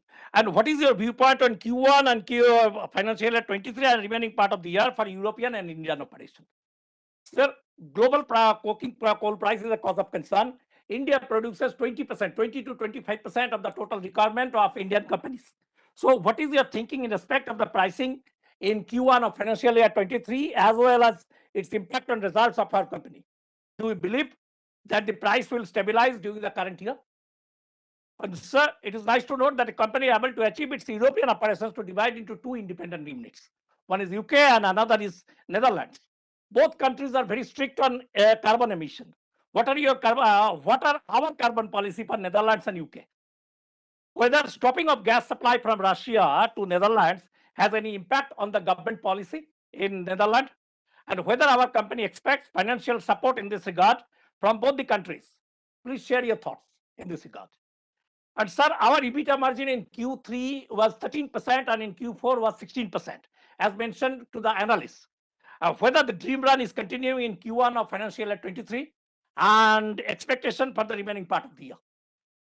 Sir, whether our company management received short support from UK and Netherlands, including cash flow deferrals and payables during financial year 22 due to COVID problem faced by them. And sir, our company on a consolidated basis made an expenditure of 10,552 crores on capital projects in India and Europe. During financial year 23, in the book, the CFO and CEO mentioned they are focusing on the completion of Kalinganagar project, and there will be takeover of Nilachal Steel also. So, what will be the capital outlay for the year 2023? And what is our rate of interest? Our company is paying on its debts during financial year 22 and during the current year? And do you expect increase in the interest cost due to recent steps taken by the RBI? And whether the company will go for refinancing of high cost borrowings during financial year 23?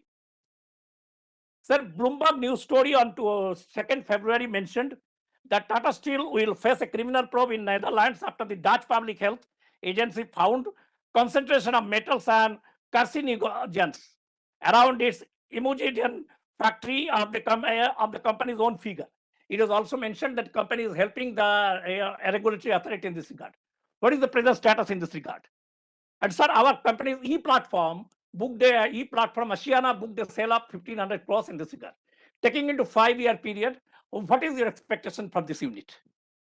And sir, page 359, the company booked a profit of 344 crores on account of sale of non-current investment to 3 subsidiaries and 3 joint ventures to a wholly owned subsidiaries.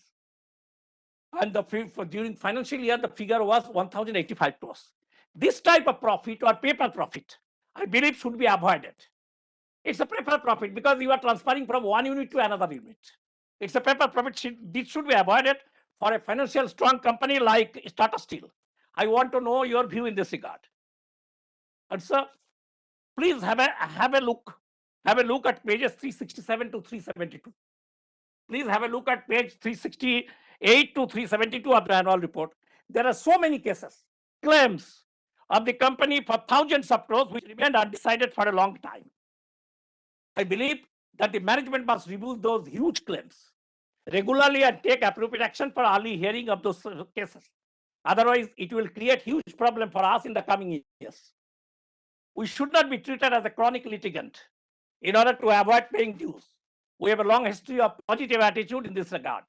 I still vividly remember that after Mr. Ajit Karkar's departure from the Indian hotels, the company wrote to the RBI regarding some old foreign exchange violations, which was detected by the company, and RBI was also a bit surprised. And as far as I know, still they have not raised any claim on the company.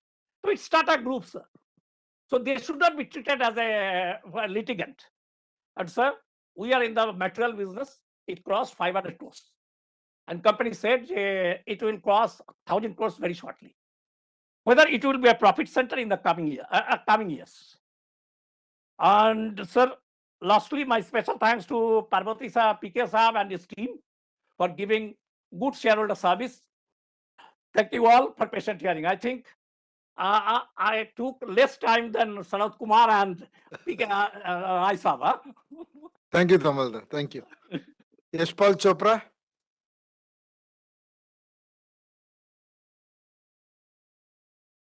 Hello.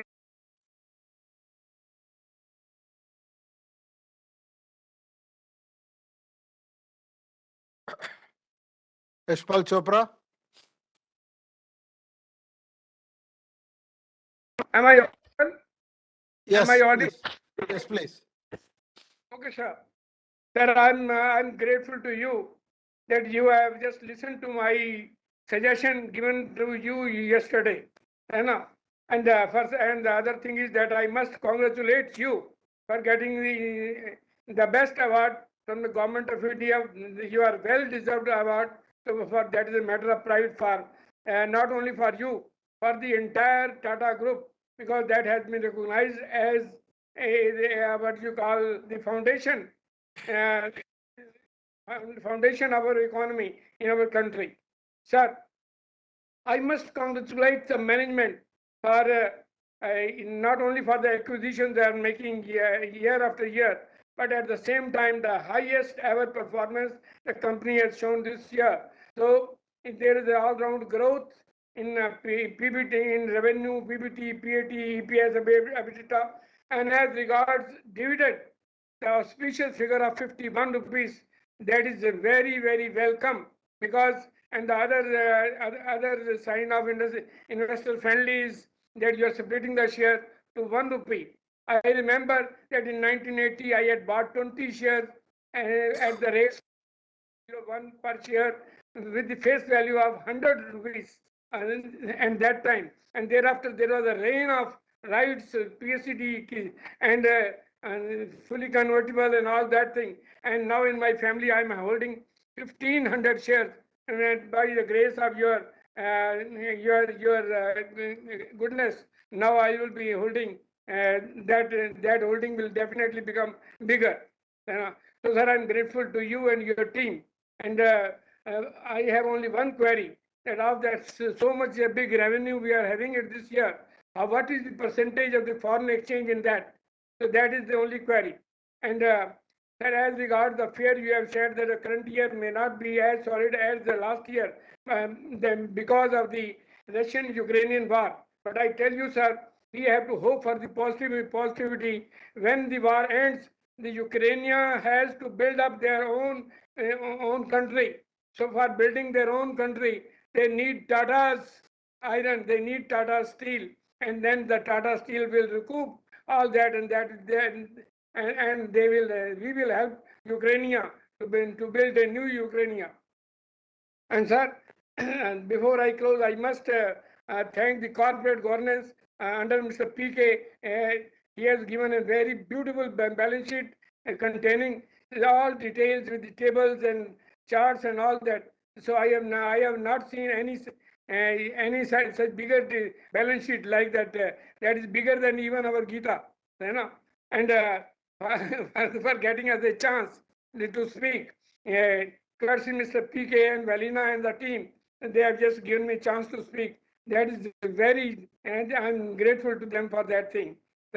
So before I close, I pray God to bestow positivity on all to our Vice Chairman, Mr. Naval Tata, and our MD, Mr. Narendran, and to all that eminent professionals we are having it. Let God bless everybody from the top to the bottom, because that the positive energy in our company is the positive energy to my investment. So best of luck to you. Thank you, sir. Thank you. Mr. Nalin Shah.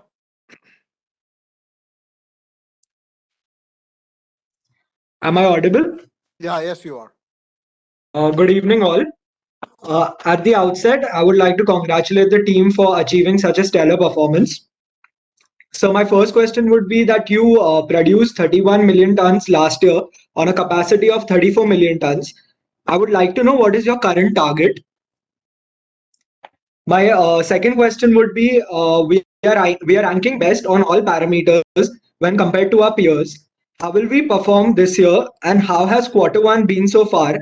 Considering 3 months will end in the next 2 days, can you put some light on the expected revenue and profits? How have the steel prices moved since March or April levels, and what will it be at these levels? Do you perceive some cooling off of the prices, or do you expect the prices to further escalate? And so my last question is, what are the new material businesses that have been mentioned in the annual report that we have made progress in? Thank you, sir. Mr. Bimal Bhatt. Honorable Chairman, am I audible, sir? Yes, you are. Okay.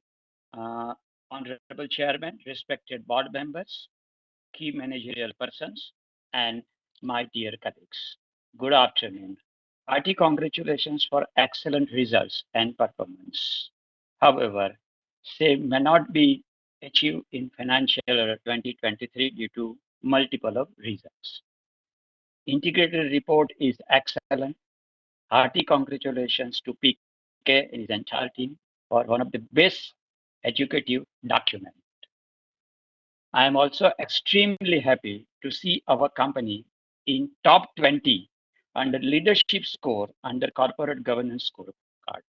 It is highly appreciable that out of 20 companies, 5 companies are from Tata Group. It's a great achievement for all of us. Also achieving strong position in recent CRISIL Sustainability Yearbook 2002, which is released in last month only. I hope next year we will reach to the leadership position.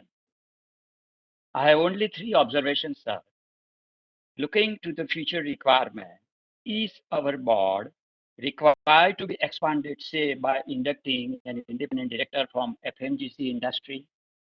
maybe a women? Second, is Tata Steel brand valued? If no, is it a necessity or a luxury? And lastly, any specific target for reducing the number of subsidiaries, associate, and joint ventures? My best wishes to the Tata Steel family.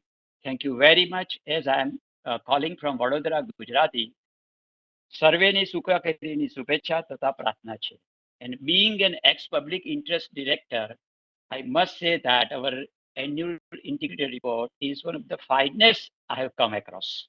Every year I read on an average 50 annual report as a part of my research and being a part of the corporate governance. Thank you very much, sir. Sanil Parekh.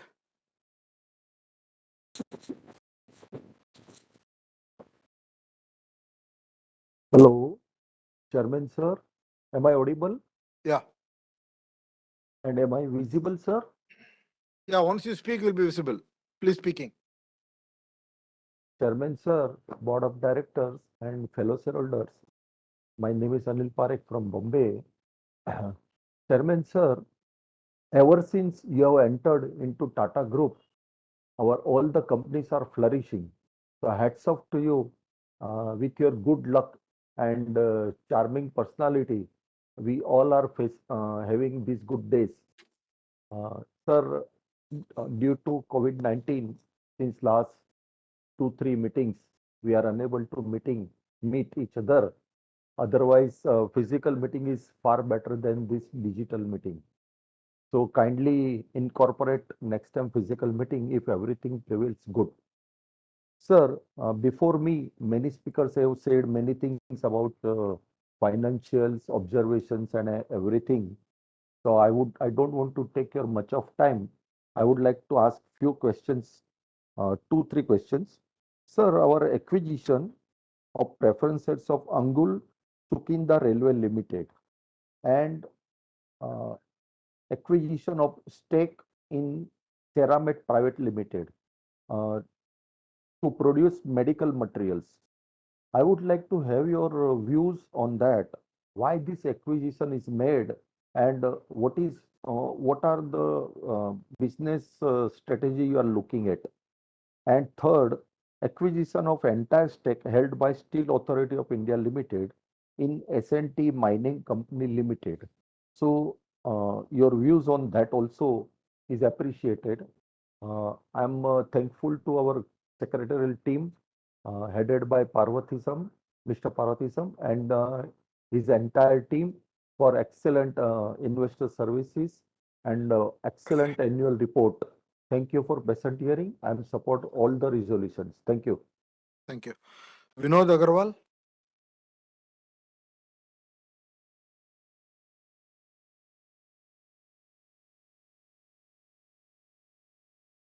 Can you hear me, sir?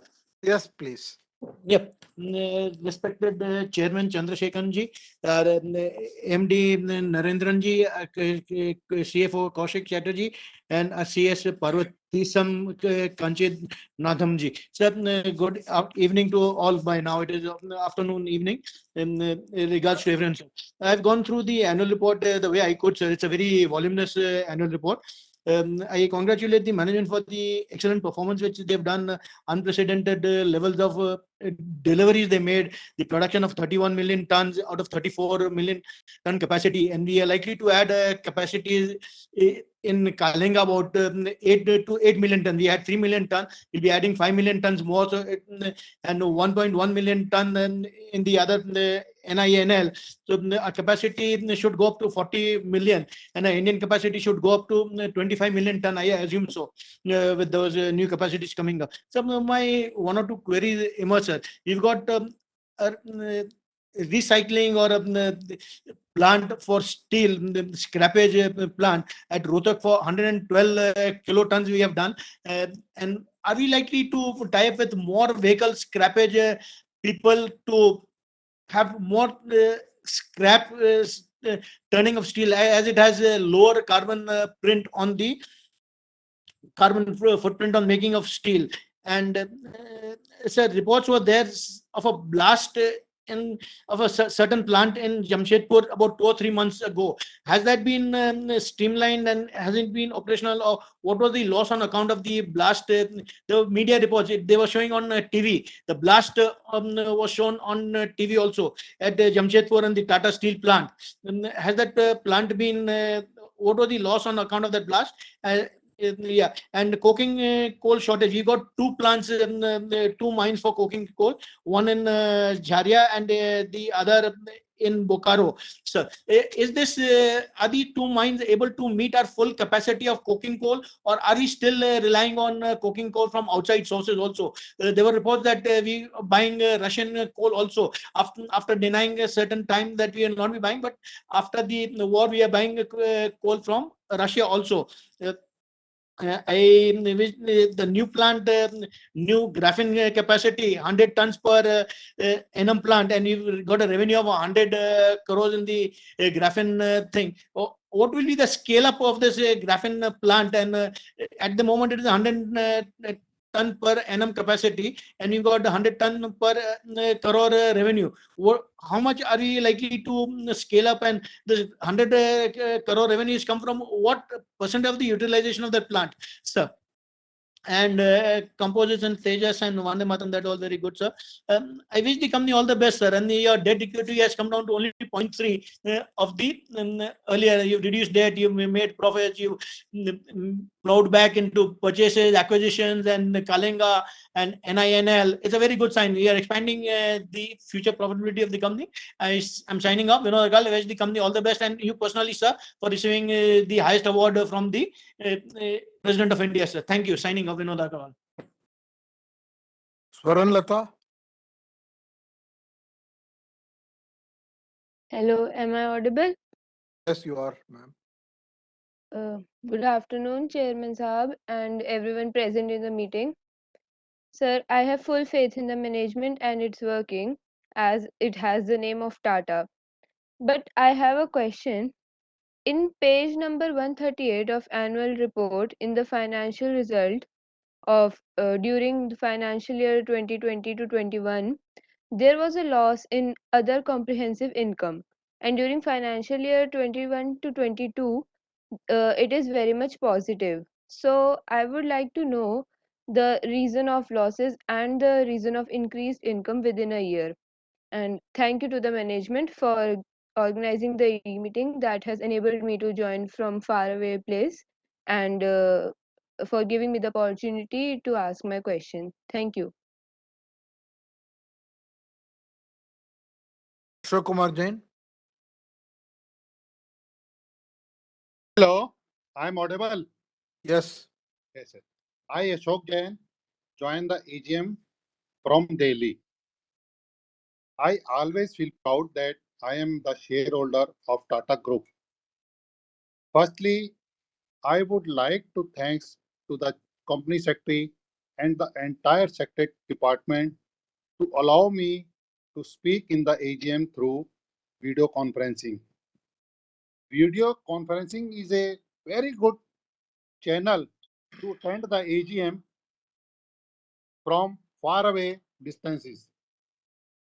Sir, my point is already raised by the other speaker shareholders, so this time I have no query. I thanks to the management to take a good decision to split the shares from 10 to rupees 1.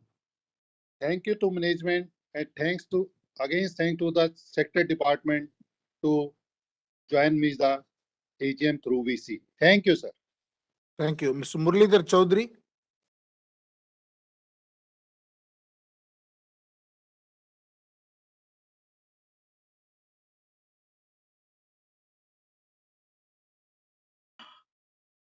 Hello.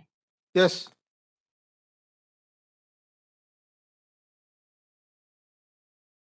Are you hearing, sir? Yes, we are hearing. Can you speak?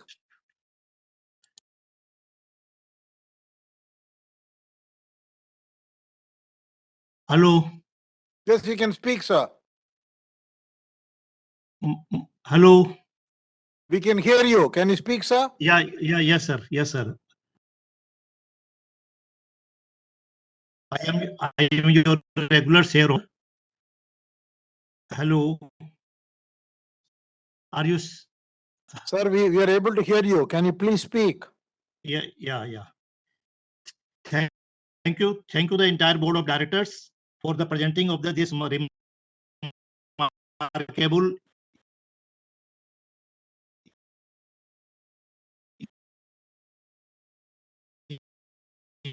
year balance sheet and our best ever year. I am very much proud. This is my grandfather's period policy company, 115th year AGM.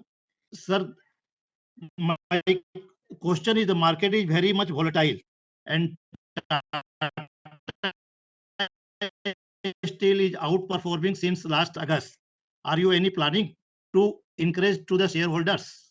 There is so many premium reserve, 3 times of the capital.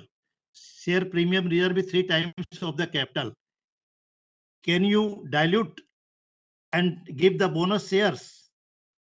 And also there is a planning for buyback like the TCS when you regularly buy back from time to time, because now you are generating the cash sufficiently. हम लोग को तो sir एक ही सिखाया गया है, जो company के मैनेजमेंट अच्छे होते हैं, प्रोडक्ट अच्छे होते हैं, उनका हमेशा ही अच्छा रहता है। लेकिन लास्ट ईयर तो आपने बता दिया कि हमने कितना बढ़िया काम किया है। टोटल बोर्ड ऑफ डायरेक्टर्स ने जो बैलेंस शीट इतनी एक्सीलेंट हुई है, और एक्सीलेंट सभी के मेहनत से होती है। आप लोग ने जो मेहनत की है, बोर्ड ने, इंटायर एम्प्लॉय ने, इंटायर वर्कर ने, उसका रिजल्ट है ये बढ़िया। लेकिन हम लोग, आपने भी स्लोगन लिखा है बैलेंस शीट में, our best ever year is this only a beginning even after so many years. तो ये पीरियड जो मार्केट में कमोडिटी का अप डाउन है, उसको हम लोग चिंता न करके बैलेंस शीट अच्छी मिलती रहे और वर्किंग अच्छी रहे, यही हमारी शुभकामना है। और सर, मिस्टर चंद्रशेखर साहब, आपको जो बेस्ट अवार्ड पद्म भूषण का मिला है, उसके लिए कॉन्ग्रेचुलेशन। और मैं आपकी इंटायर सेक्रेटरियल टीम को धन्यवाद दूंगा, जिन्होंने मेरे एक फोन रिसीव करके नेक्स्ट डे मेरे को बैलेंस शीट भेज दिया। I am very much proud of the share holder of this company. Thank you sir. Narendra Singh Chauhan. Hello. Hello, am I audible? Yes, you are. Okay. Thank you so much, sir. Good afternoon, sir. This is Narendra Singh Chauhan this side. And respected chairman, sir, board of directors, and my fellow shareholder friends. I would like to thank you for connecting me in this protocol. Sir, I don't have any other issues, and I just wanted to say that to thank you to the secretariat department and the board of directors, because of this all of our queries of any type immediately as soon as possible and replies timely, and for taking care of their shareholders. Thank you so much for that. And sir, I believe that our share price will go up very soon. Thank you so much. Thank you. Mr. Bimal Kumar Agarwal.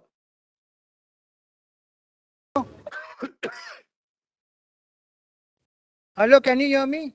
Yes, we can hear you, sir. Good evening to everyone. First of all, I thank the company secretary and his team. And always you'll keep the meeting online.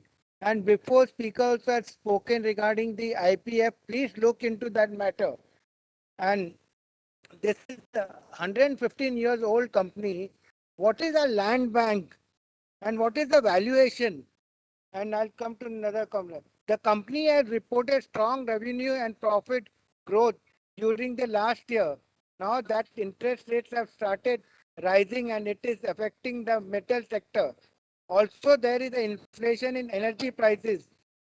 Crude is trading around $100. Consider this background. Please explain the company's strategy to achieve the growth.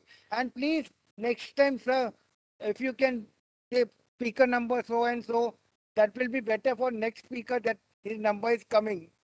Thank you very much. That's all from me. Thank you. Koushik Chatterjee. Hello.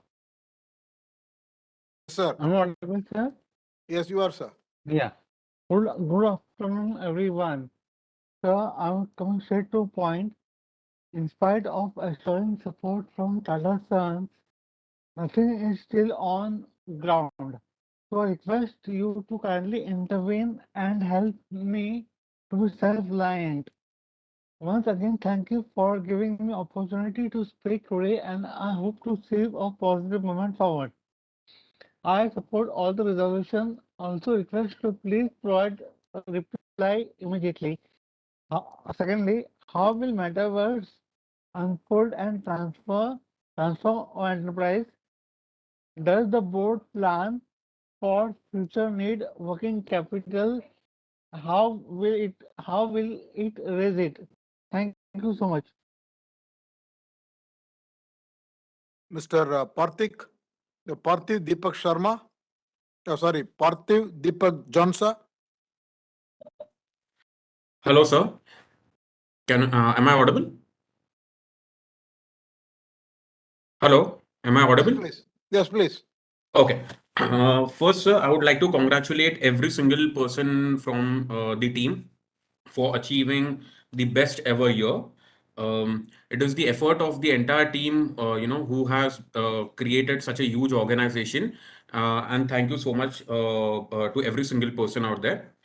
Thank you for the excellent dividend. Now, coming straight to the point, sir, recently, as per some news article, you are supposed to incur about 1 lakh crores of capex over next decade, especially in the Indian operations, to ramp it up to 40 million tons. What will be the exact timelines, like year-wise, if possible, if anything breakup is available, and what all kind of products would be added to the kitty from these expansion? As in how we expand into different geographies. Today we have a complete linkage of iron ore and almost 22% linkage of coal. So tomorrow when we grow to 40 million tons, what kind of reserves or mines do we already have in the kitty? Not just India but across the globe. Uh, we have substantially reduced our debt, but considering the current scenario, just wanted to understand when Tata Steel will be completely net debt free, if not debt free, but at least net debt free, and what can be the timeline for the same. And so my last question is, the Thyssen-Krupp deal is now off. So what is the strategy in European market and how we are going to progress? Thank you so much. Best of luck, sir. Thank you for the opportunity. Jyoti Chada.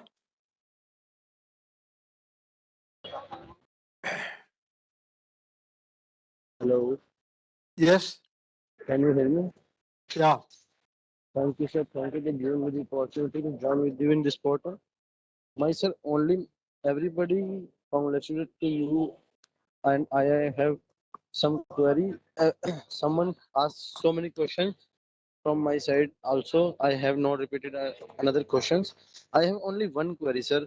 कि sir हम लोग जो Tata BSL पहले ही overtake कर चुके हैं और उनके शेयर होल्डर को जो इससे पहले इतना बेनिफिट हो चुका है, आई थिंक कि 15 शेयर पे हमने अपना एक शेयर उनको साथ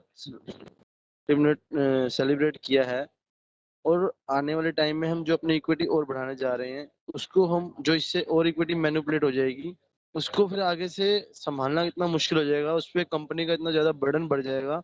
उसके लिए मैनेजमेंट क्या पर्सपेक्टिव पहले ही सोच रही है, इसके बारे में थोड़ा बताने की कोशिश करें. Thank you sir. Thank you so much. Mr. Hasmukhlal Vora. Can you hear me? Yes, please. See, respected chairman, the directors, and my fellow shareholders, I'm Hasmukh Vora from Mumbai. I very much thank the secretary department, especially Mr. Talati and others, for giving me all the help in joining this meeting. Now, coming to the balance sheet, I've got one or two queries. One is that our borrowings are very high. So whether what steps we are taking to bring down the borrowings. Then profit and loss account, we have got excellent profit, which is all-time high during the year.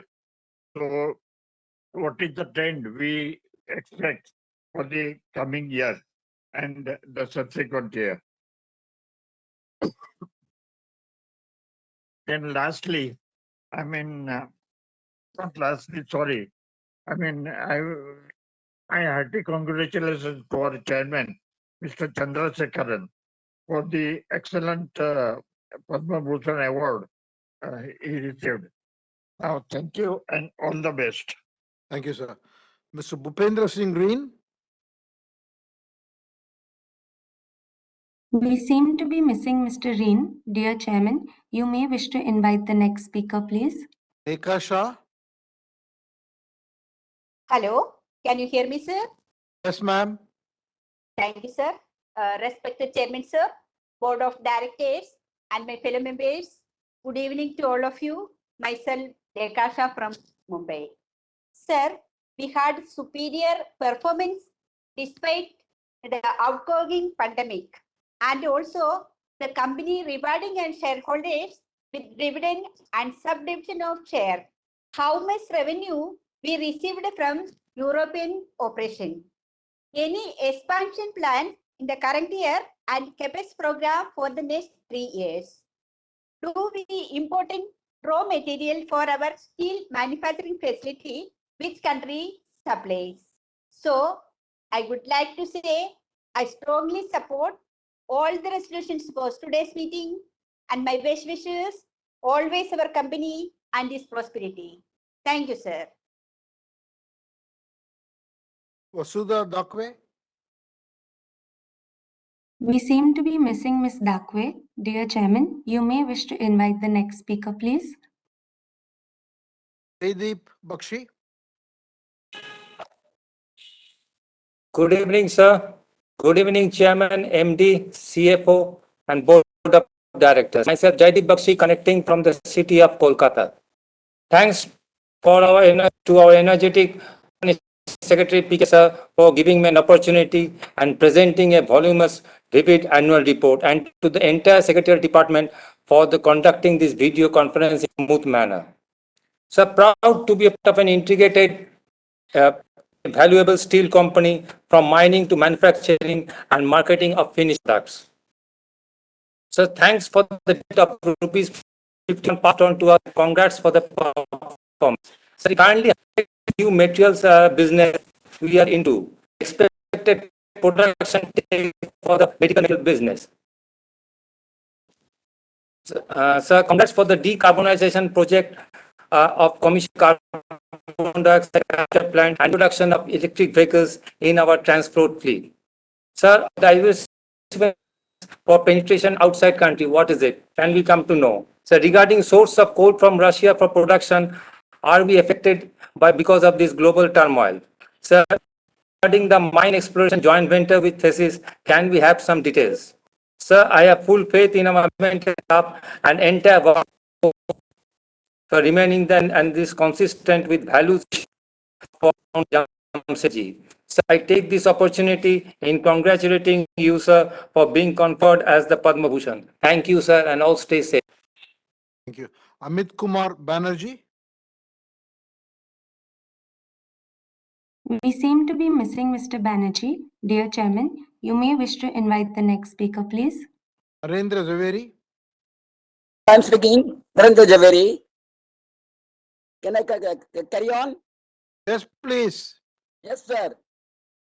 This is certainly a jubilee dividend without being a jubilee. I congratulate for excellent performance and dividend on the all the front. Sir, virtual meeting has no virtue left in it. This virtual meeting has benefited only the management and not the shareholder. If the everything is goes on, why authority at the Delhi want to perpetuate the painful memory of the COVID forever? Schools, colleges, everything is running smoothly. Trains are running. Judiciary is working fully. Even judiciary is the first to discard the virtual hearing.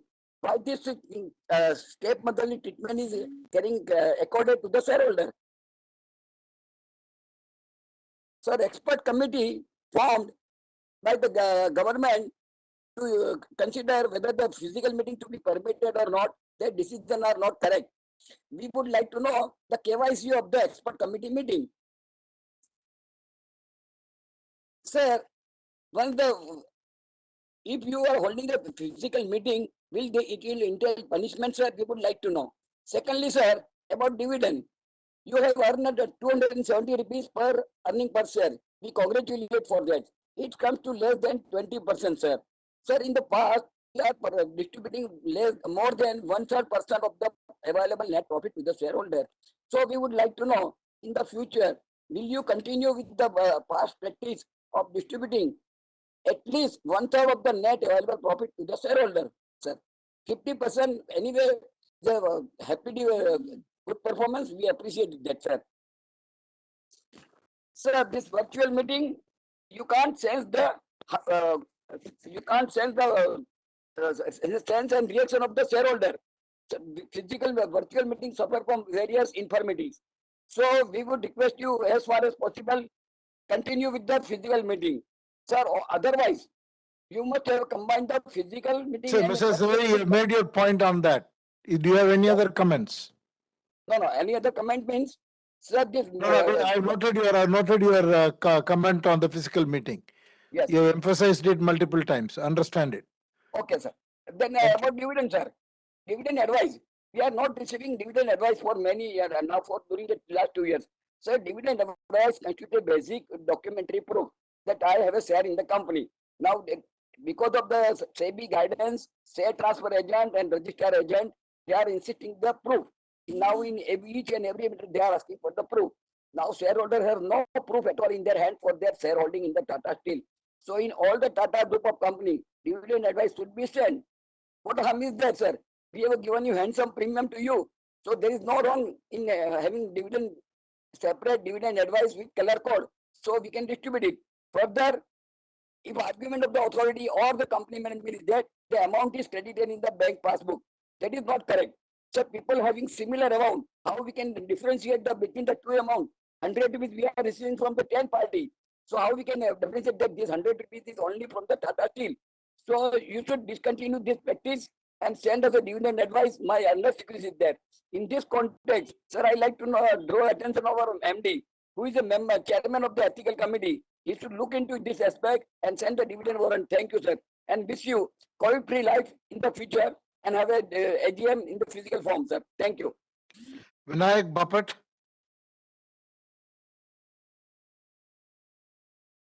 Hello.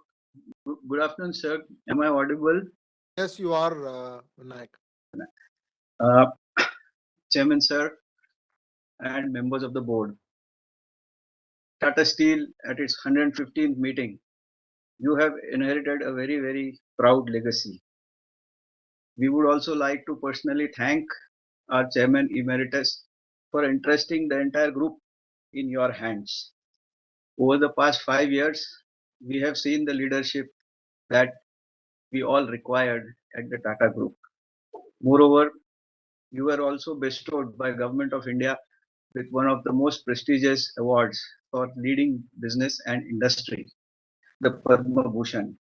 And as they say, the reward for good work is more work. You got Air India, and now you have to become busy working on the turnaround. We also are very happy to see Noel Tata join the board, because a Tata name on our prestigious company will also help enhance the prestige of the company further. I would also welcome all our other independent directors who will bring fresh insights into the boardroom and share with you all their strategic inputs. Sir, many congratulations to the executive team as well as your leader, who under your leadership ensured that we had nil fatalities in COVID. Fantastic. I don't think there's any organization with such a large employee base in India and overseas who have had this envious record of zero COVID fatalities.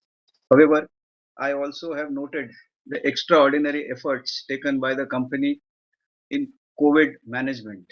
We would like the management to tell us what are the additional costs that were incurred for COVID over the past 2 years. Sir, as a precursor to the virtual meeting, we received soft copies of the annual report. There is a small request. The annual report has to be read top down, column by column. If we can, through the printing thing, organize it like reading a novel across, it might help in expeditiously reading a large annual report across like we read in any novel.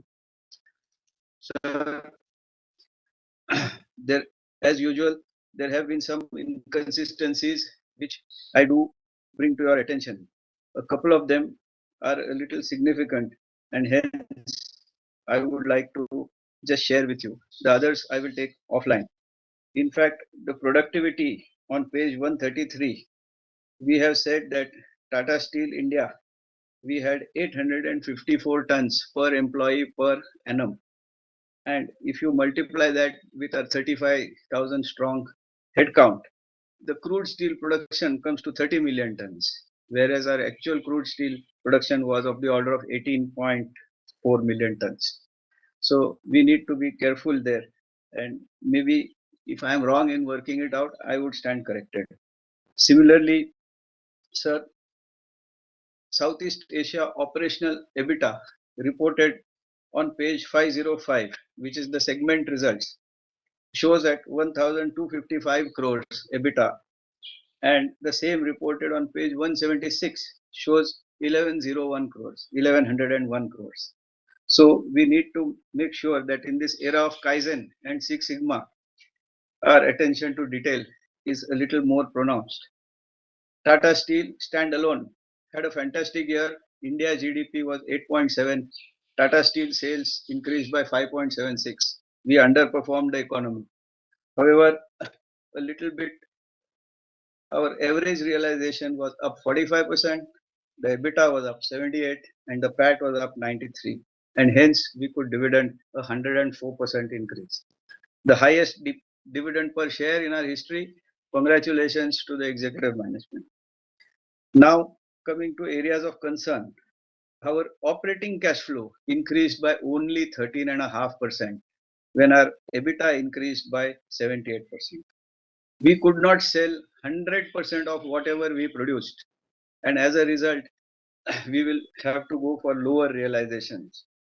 Our gross debt reduction was a minuscule 540 crores only, which is 1.46% of the previous outstanding gross debt.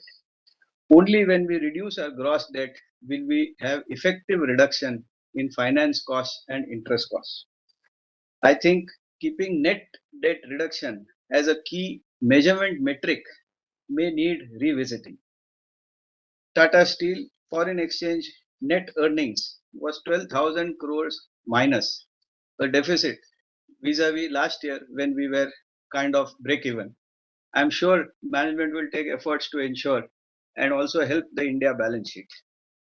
Sir, similarly on the consolidated numbers, outstanding on revenue, EBITDA.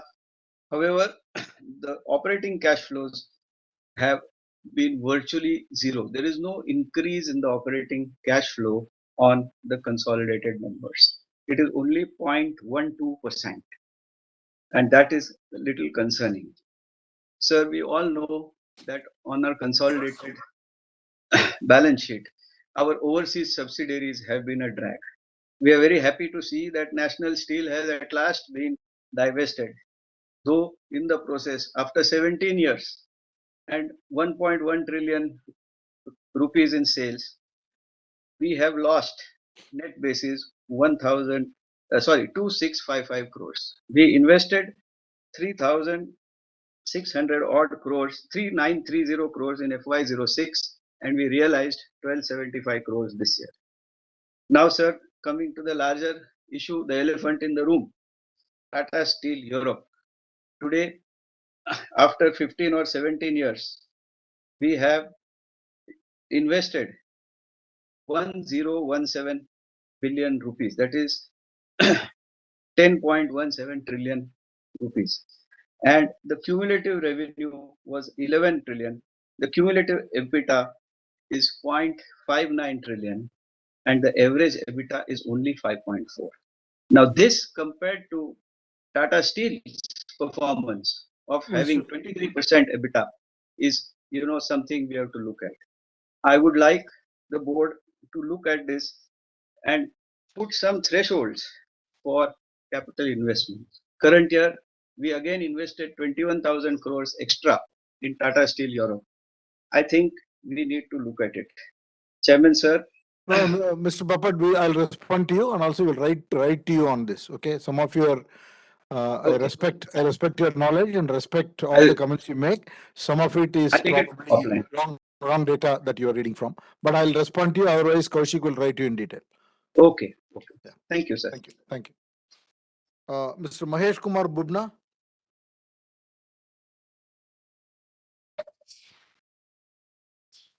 Yes, sir. Coming. Just a minute. Can I audible? Yes, you are. Okay. Sir, first of all, I congratulate to the chairman of this company, board of directors, CFO, company secretary, other dignitaries, and the all staff members who are assisting to the AGM, as well as all staff members and workmen in this organization. They are working very hard. This is a very old company, 115th AGM we are conducting, 116th year of this company. I am shareholder of Tata Steel continuously for more than 45 years. I know about the company's all activity, affairs, etc. During a few years, the company has tried to reorganize the structure of the company.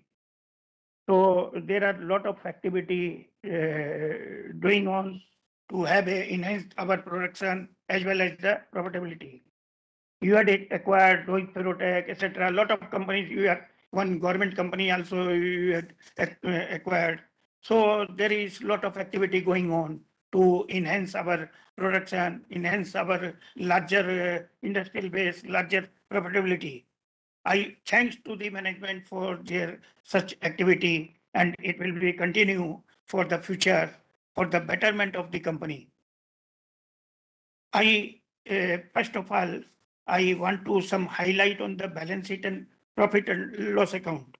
You are paying a dividend of 51 rupees out of this year's profitability of 270 rupees 33 paisa from the standalone. I'm talking about the standalone balance sheet and profit and loss account. One thing I find here that our borrowing, it is very high, 20,000, more than 20,000 crore. So last year it was 31,000 crore, but you had reduced the borrowing, and our due to this all this borrowing etc. Our finance cost is also very high, 2,800 crores. If you reduce this finance cost and borrowing, then we can able to have a add in our earning per share 272, maybe 400 rupees without any extra our effort. If you see, the capital employed is very low, 1,222 crores, and our reserve fund is 1,24,211 crore. Will I ask one question? During the period of 160 years of the life of this Tata Steel, how many times company has given the bonus share to the shareholders? Your last bonus was given 2004. At that time, nearby that time, you had issue right share also. Again, you come with the right issue in 2019.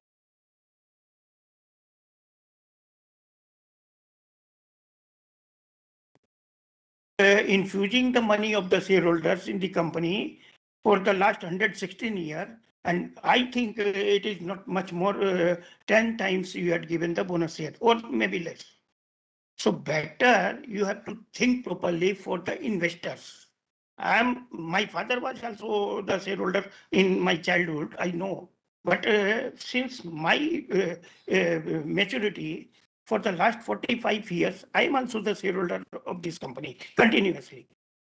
That time, 100 rupees shares value was in the market 80 rupees, 90 rupees, under valuation of the market. That time, Tata promoter equity was 4%. Thereafter, slowly it was enhanced. So you have to keep more patience with the investors. I seen in your inaugural speech lastly that you had very illegal things you had done. You had told to all the shareholders that after 3 minutes I cut up the video, which is totally illegal in the Companies Act and other laws. You are one of the respected person in India, president awarded, and you are illegal things telling on the AGM of it is not worthwhile. It is not worthwhile. On behalf of all other shareholders, this is my humble request from the chairman of the company to take back your this wording. Suppose it is a physical meeting. I am on the dais. I am telling, will you push me to out from the meeting hall? Have you any right? So don't do all these illegal words with the shareholder. I am the shareholder of all the Tata companies and I am losing my money. In your LinkedIn profile, you had posted one post in the electric motor vehicle. There you are standing nearby the vehicle. I commented that my money in the Devious mode that Tata Devi has acquired. For the last 35 years, there is no take out of the company. Physical 50 shares of 10 rupees value, still I having. I inquired from a lot of your department, even from the Tata Sons also, nobody can able to say. There are a lot of other companies having a lot of problem. I written to your LinkedIn, this comment box. No reply still I have received. So don't try to teach shareholders. Listen from the shareholder because AGM after shareholders this celebration. They will ask a question because one shareholder also told you a lot of things about this. That don't do this 550 pages this annual report. How much time it will take to read out? Tell me. Who is genius to within 3 minutes read out all this annual report? For last 45 to 50 years, I am holding all the AGMs. In Calcutta, I am holding 1,000 AGM every year. So don't try to teach me. One thing I want to know you that our investment having 14,234 crores. So better you encase the investment and pay off this borrowing, then we can able to save a lot of money on the finance cost. So you made that point, you noted. So do you have any other points? Just a minute. I will not take much more time. I will not take much more time. You see, if you see other companies' annual report, this FMCG company, Hindustan Lever, out of 37 rupees, they are paying 34 rupees dividend. They are so friendly with the investors. So after this long process of this, we are waiting for the company's management that they will pay us a very good handsome of dividend, handsome of this bonus. But what at this time of juncture of this good profitability, you are just paid 51 rupees and threatening. This is not well. If you see the current ratio on page number 384, it arrived to 0.62. That is not a 50-50 even. It is much more than the our equity, this 50-50 ratio. It should be 30 or 40, 0.40. So it is 62. It is very high. Still, it is very high. One thing I want to know about this cash flow. Just previous speaker also told about the negative in the consolidated cash flow. I see in your this cash flow statement that your this investing this cash flow is negative. So better you have to reconstruct your this balance sheet and to think about this cash flow investing activities 34,167 in negative crores in negative. So better for the betterment of the shareholders' benefit, you are one of the trustee of the shareholders. Chairman is the trustee of the shareholders, who is only speaking with the shareholders in the AGM. No any other director has direct conversation with the shareholders. So better you have to keep in mind that you are the trustee of the shareholders. You are not only the chairman of the Tata Group. You are the chairman of all the shareholders. Thank you, Maybe sir. Tata You has made your appointed you as a point. You made chairman. your point. We have not appointed you as a chairman. Sir, okay, you But made your we point. recognize you as a chairman in the board. Fine, sir. You made your point. I respect you. I respect your comments. I have taken note of your comments. But never threat to any shareholder like you had given. Otherwise, I will go against the management. You made your point. 3 minutes It is is the the request. Constitution of India. Okay, It is the Constitution of India. It made is your the point. You Company made Act. your It point. is I have taken note of unauthoritated it. law. You are Thank you. not aware of the law. Thank you. This Thank is my you. humble request from you, Mr. Chandrasekaran, as a chairman of the Tata Steel. Yes, Don't sir. try to. I have taken note of your point. Thank you. Okay. Thank you. Thank you. Mr. Adil Irani, are you back? I'm told you are back.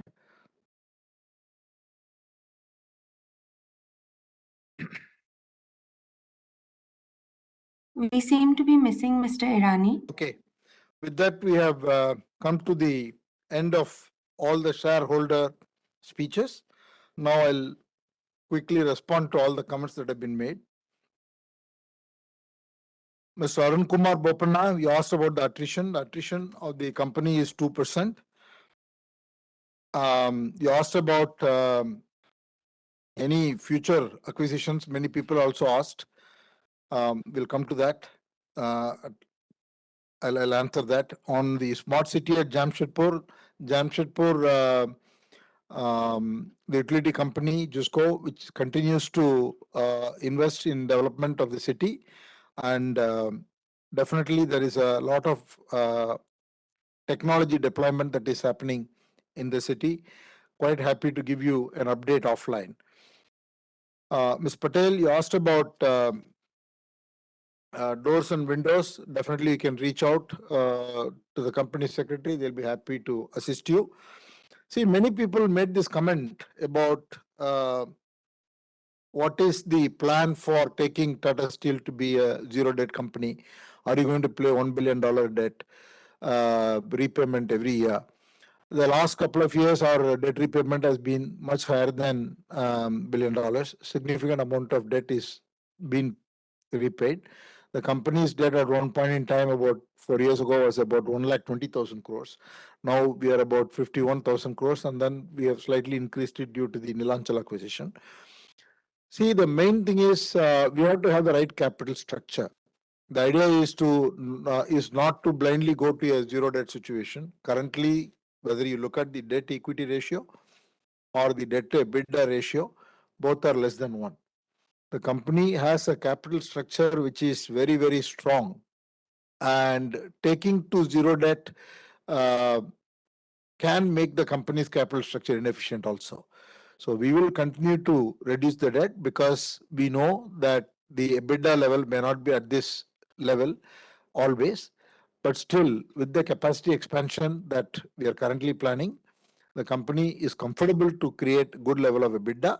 So we will continue to reduce the debt, but the intent is not to take it to zero debt. And will we reduce it by additional 1 billion? Certainly per year, certainly, and probably more. So we have a target towards which we are going, but we will calibrate the target as we continue to expand. There is one related question which is repeated many times. What is the company's expansion plan? See, the company clearly today, of the 31 million tons capacity that it has between India and Europe and UK, the Europe and UK will be capped. We have no additional plans of expansion in those markets. Our plans of expansion is in India. We have said from 20 million tons, we will go to 30 and 40 million tons. The current commitment that we have in Kalinganagar expansion and Angol expansion will already take it to 25 million tons. And then we have significant organic expansion plans in NANL also. So we want to have at least a 10 million tons plus capacity in lung products. So that investment will continue to happen. Our capital expenditure plan per year is minimum of 10,000 crores. 10 to 12,000 crores is the number that currently we are looking at, primarily because it's difficult to execute and build more capacity in a year. That's what our experience shows. But otherwise, we definitely want to expand faster and reach our targets of 30 and 40 million tons. So we are not slowing down on our expansion plans, but we think we have adequate cash flows to be able to support that. And somebody asked about what is sustainability plan. See, the company has the overall target of going to be net zero by 2045. And our plans for sustainability will involve both electric arc furnace and DRI. And on the electric arc furnace, we will do multiple projects. Yes, we have done one project doing one project in Haryana, which is of the order of 1 million tons capacity when it is fully completed. But we certainly want to create hubs of such 1 million tons in different regions in India. So if I can give you an approximate view, we will at least have 4 to 5 such plants of 1 million tons each in the electric arc furnace over the course of next 5, 6, 7 years, at least this decade. While in parallel, we will be sharpening our technology in terms of DRI. So you will see a significant portion of the sustainability conversion to DRI happen beyond 2030 in India. So towards 2030, there will be expansion in electric arc furnace and also on coal-based, blast furnace-based power plant, steel plant expansion. So that is the overall view on expansion. Somebody asked about the retail business. The retail business currently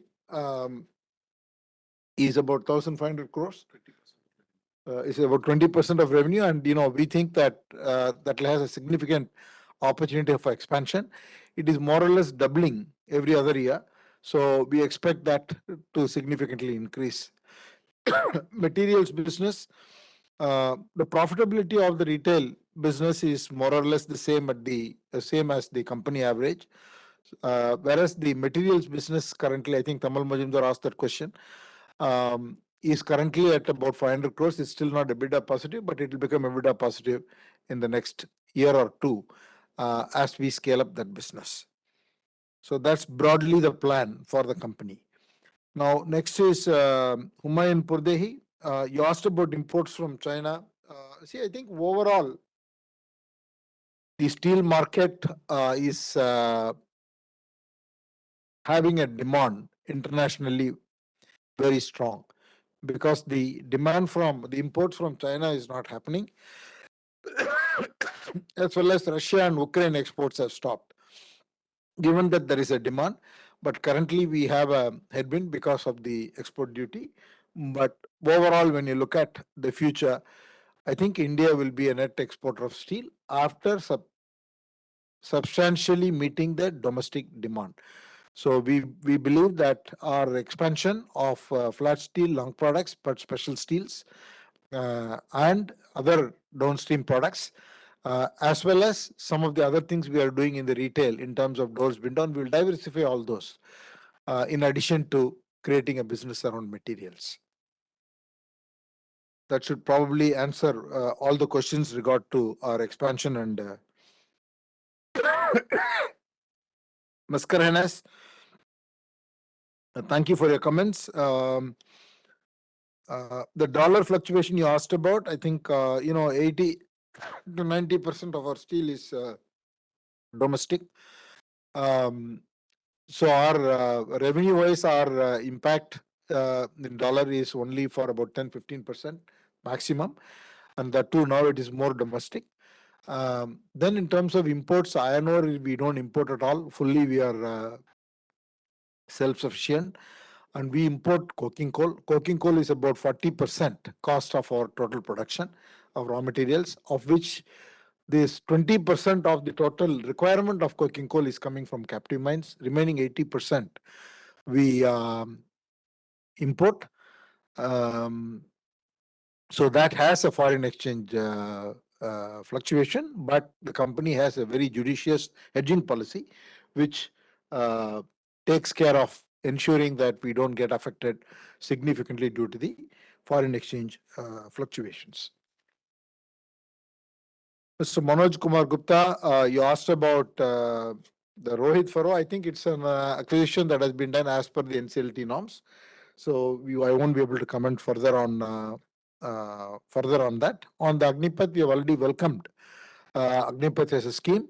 We believe that it will have a steady flow of very disciplined workforce, and we will definitely welcome that opportunity to engage with Agniveers. Mr. S.P. Bisania, you asked about current year. See, a lot of people asked about the current year cash flows, current year steel price, etc. So I think we don't want to give very forward-looking statements, but broadly, I want to say that there has been a correction on the steel price in the recent month to the extent of about 12 to 15%. 15% correction downwards in the steel price in the domestic market. But also there has been a correction of the coking coal import price to the extent of 35 to 40%. So I think on the margin side, I think there is a cancelling out factor that will play out. Mr. Kirtisha, thank you for your comments. Mr. Hiranand Kotwani, I already talked about debt.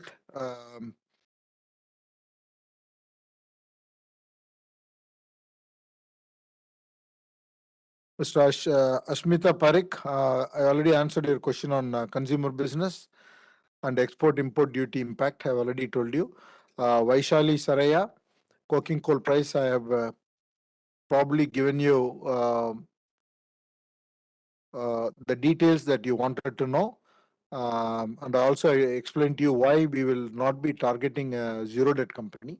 We will be a capital efficient company for a company which is having a lot of cash flows and capital expenditure. We just want to make sure that the right capital structure is required to also maintain an investment grade. Nidhi Konai, I already explained your questions on scrap and DRI and sustainability. Gautam Tiwari, debt equity ratio and debt to EBITDA ratio, I have told you. And you asked about IEPL. We have transferred about 8.12 crores this year. And we have employees. We have 51 handicap employees in the company, and this is something that we will continue to increase. And future outlook, as I said, we believe Tata Steel has a very strong future outlook, not only for the company, but for the steel industry, and both for the Indian market and for the Indian market to expand. Ms. Ashit Kumar Patak, NANL, we will, in the next 12 months, will definitely meet our target is to definitely operate the current capacity of 1.1 million tons, but in the future, we will expand our long products to go past 10 million tons. Bharat Shah, Smita Shah, thank you for your comments and request for face-to-face meeting. We will take a call next year. Pranabda, I think your comments on safety is well taken. The coke own plant incident, we did not have any loss of life or did not have any loss of production. Very fortunate. But we will look at your suggestions on quick response team and other aspects. This is an item which is actively debated in the board. We want to ensure that we have the best safety process, standards, and culture in the company. And your comments about visiting the associate company is absolutely well taken, and we will continue to make sure that we visit all our operating companies, subsidiaries, and have the employee connect, and also pass on the message of safety. Krishma Bijen Shah, see the Russia, you asked about what is the impact. Actually, there was a newspaper article somebody referred to us also, but I can confirm that Tata Steel post that statement has not been importing coal from Russia. It's only importing from Australia at this point in time. I can confirm that. Himanshu Datta, you made a comment about your complaint, and as I already told you, that's being looked into, and somebody will get back to you. If there is a meeting required, we will definitely, the MD will facilitate that. Sharad Shah, thank you for your comments. Yusuf Rangwala, thank you for your comments. Tamal Majumdar, the Russian-Ukraine situation, yes, definitely has increased, that tightened the market, and the steel price in Europe is quite strong. And for that reason, actually, the new contracts that the UK entity and Europe entity have entered into are quite attractive, and the EBITDA and cash level performance of the both Europe entity and UK entity is expected to be stronger this year than all the previous years. Coking coal price is about $300 now. It was at $500 some time ago. So that's a 40% softness there. We think the price will stabilize somewhere here at the current levels. We don't have a direct impact due to the gas supply issues from Russia. Kalinganagar will continue to be expanded. Debt reduction will continue.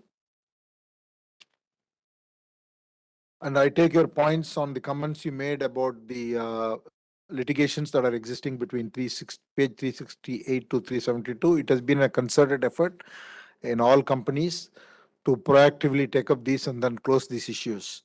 So there is an attempt that's being made across the group, and we will take this on board. Yashpal Chopra, I already addressed about your question on forex revenues. Nalin Shah, I think this year will be more or less the similar level of production. Last year was 31 million tons, because we need to see the expansions come through, as was articulated in Narendran's presentation and my opening comments. So some things will come alive in Q3, and then slowly the expansion will happen over the next year or two. So till then, I think it's more a capacity issue. I gave enough indications on the FY 23 outlook. Bimal Bhatt, your comments on the additional directors taken. I think the Tata Group brand valuation is being done. We are not looking at doing the valuation of individual companies. There has been a substantial reduction of subsidiaries over the last 3-4 years. We have reduced more than 100 subsidiaries, and last year alone is about 20. The subsidiaries have been reduced. So this has been again a simplification initiative that we are pursuing. Anil Parekh, thank you for your comments. You asked about why are we acquiring stake in those 3 companies. The acquisition for stake in this ceramic company is primarily because of the know-how that we need in order to develop that business to support the medical equipment manufacturers. And the S&T mining is more for simplification, want to have a simple structure. The other acquisition on the Angul is primarily for logistics support. Vinod Agarwal, I already answered your question on electric arc furnace. Graphene scale will take time, but definitely we are focused on that. And Swaran Lata,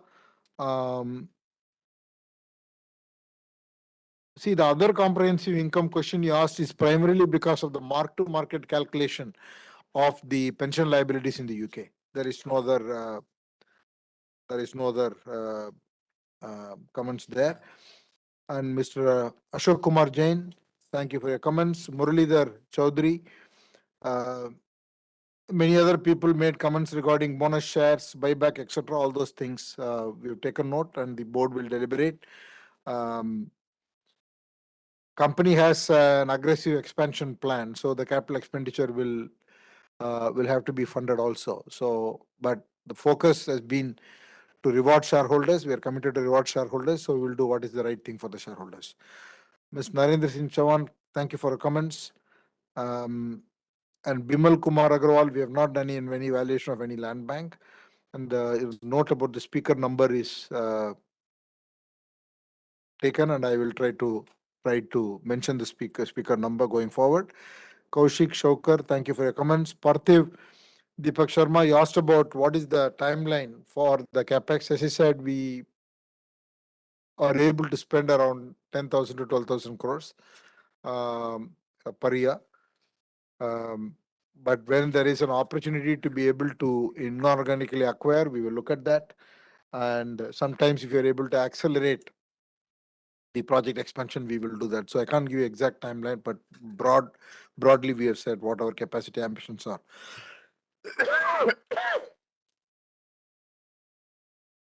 See, Mr. Jyoti Chada, you asked about the equity increase that will happen because of the split. Because of the split, there is no equity increase because it's a 10 rupee share being split into 1 rupee share. Hasmukhlal Vora, I already answered your questions on borrowing.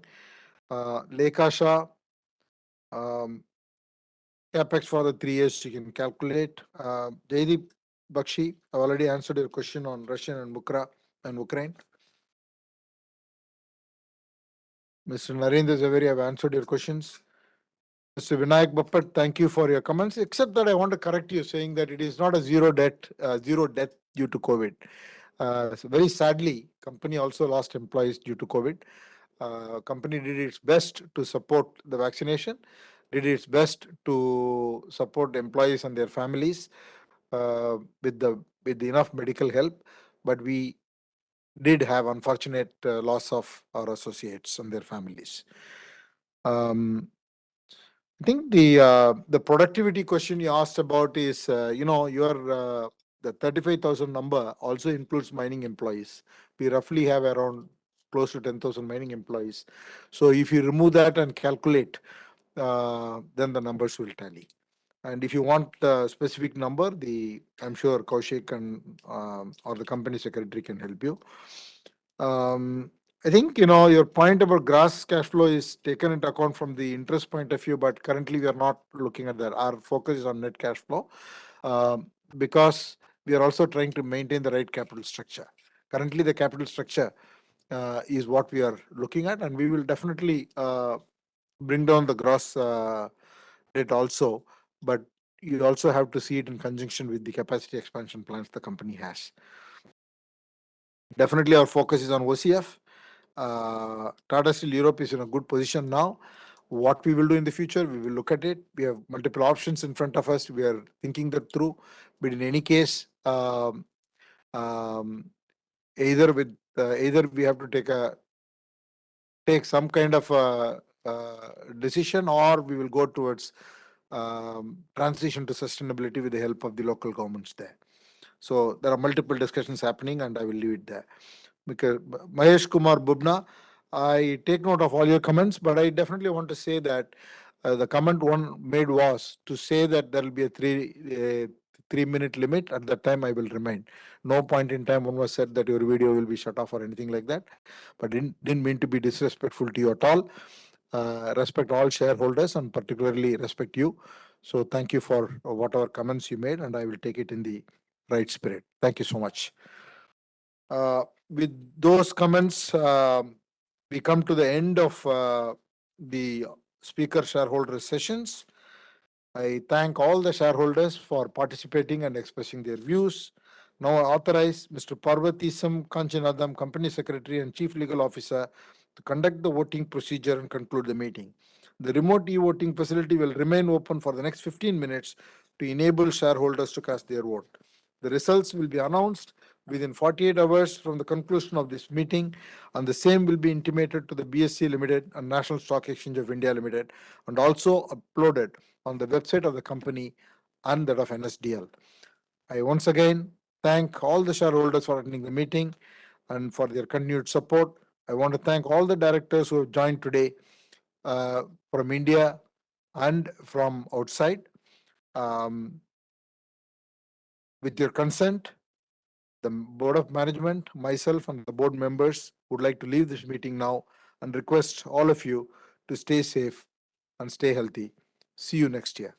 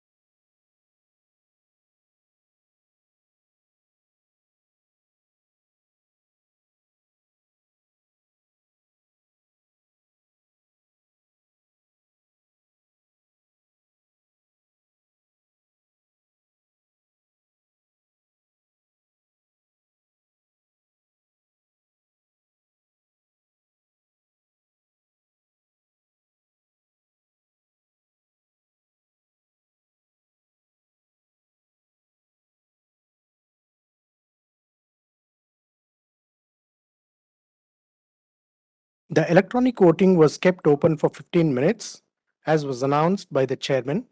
We now close the electronic voting process. I confirm that the requisite quorum was present throughout the meeting.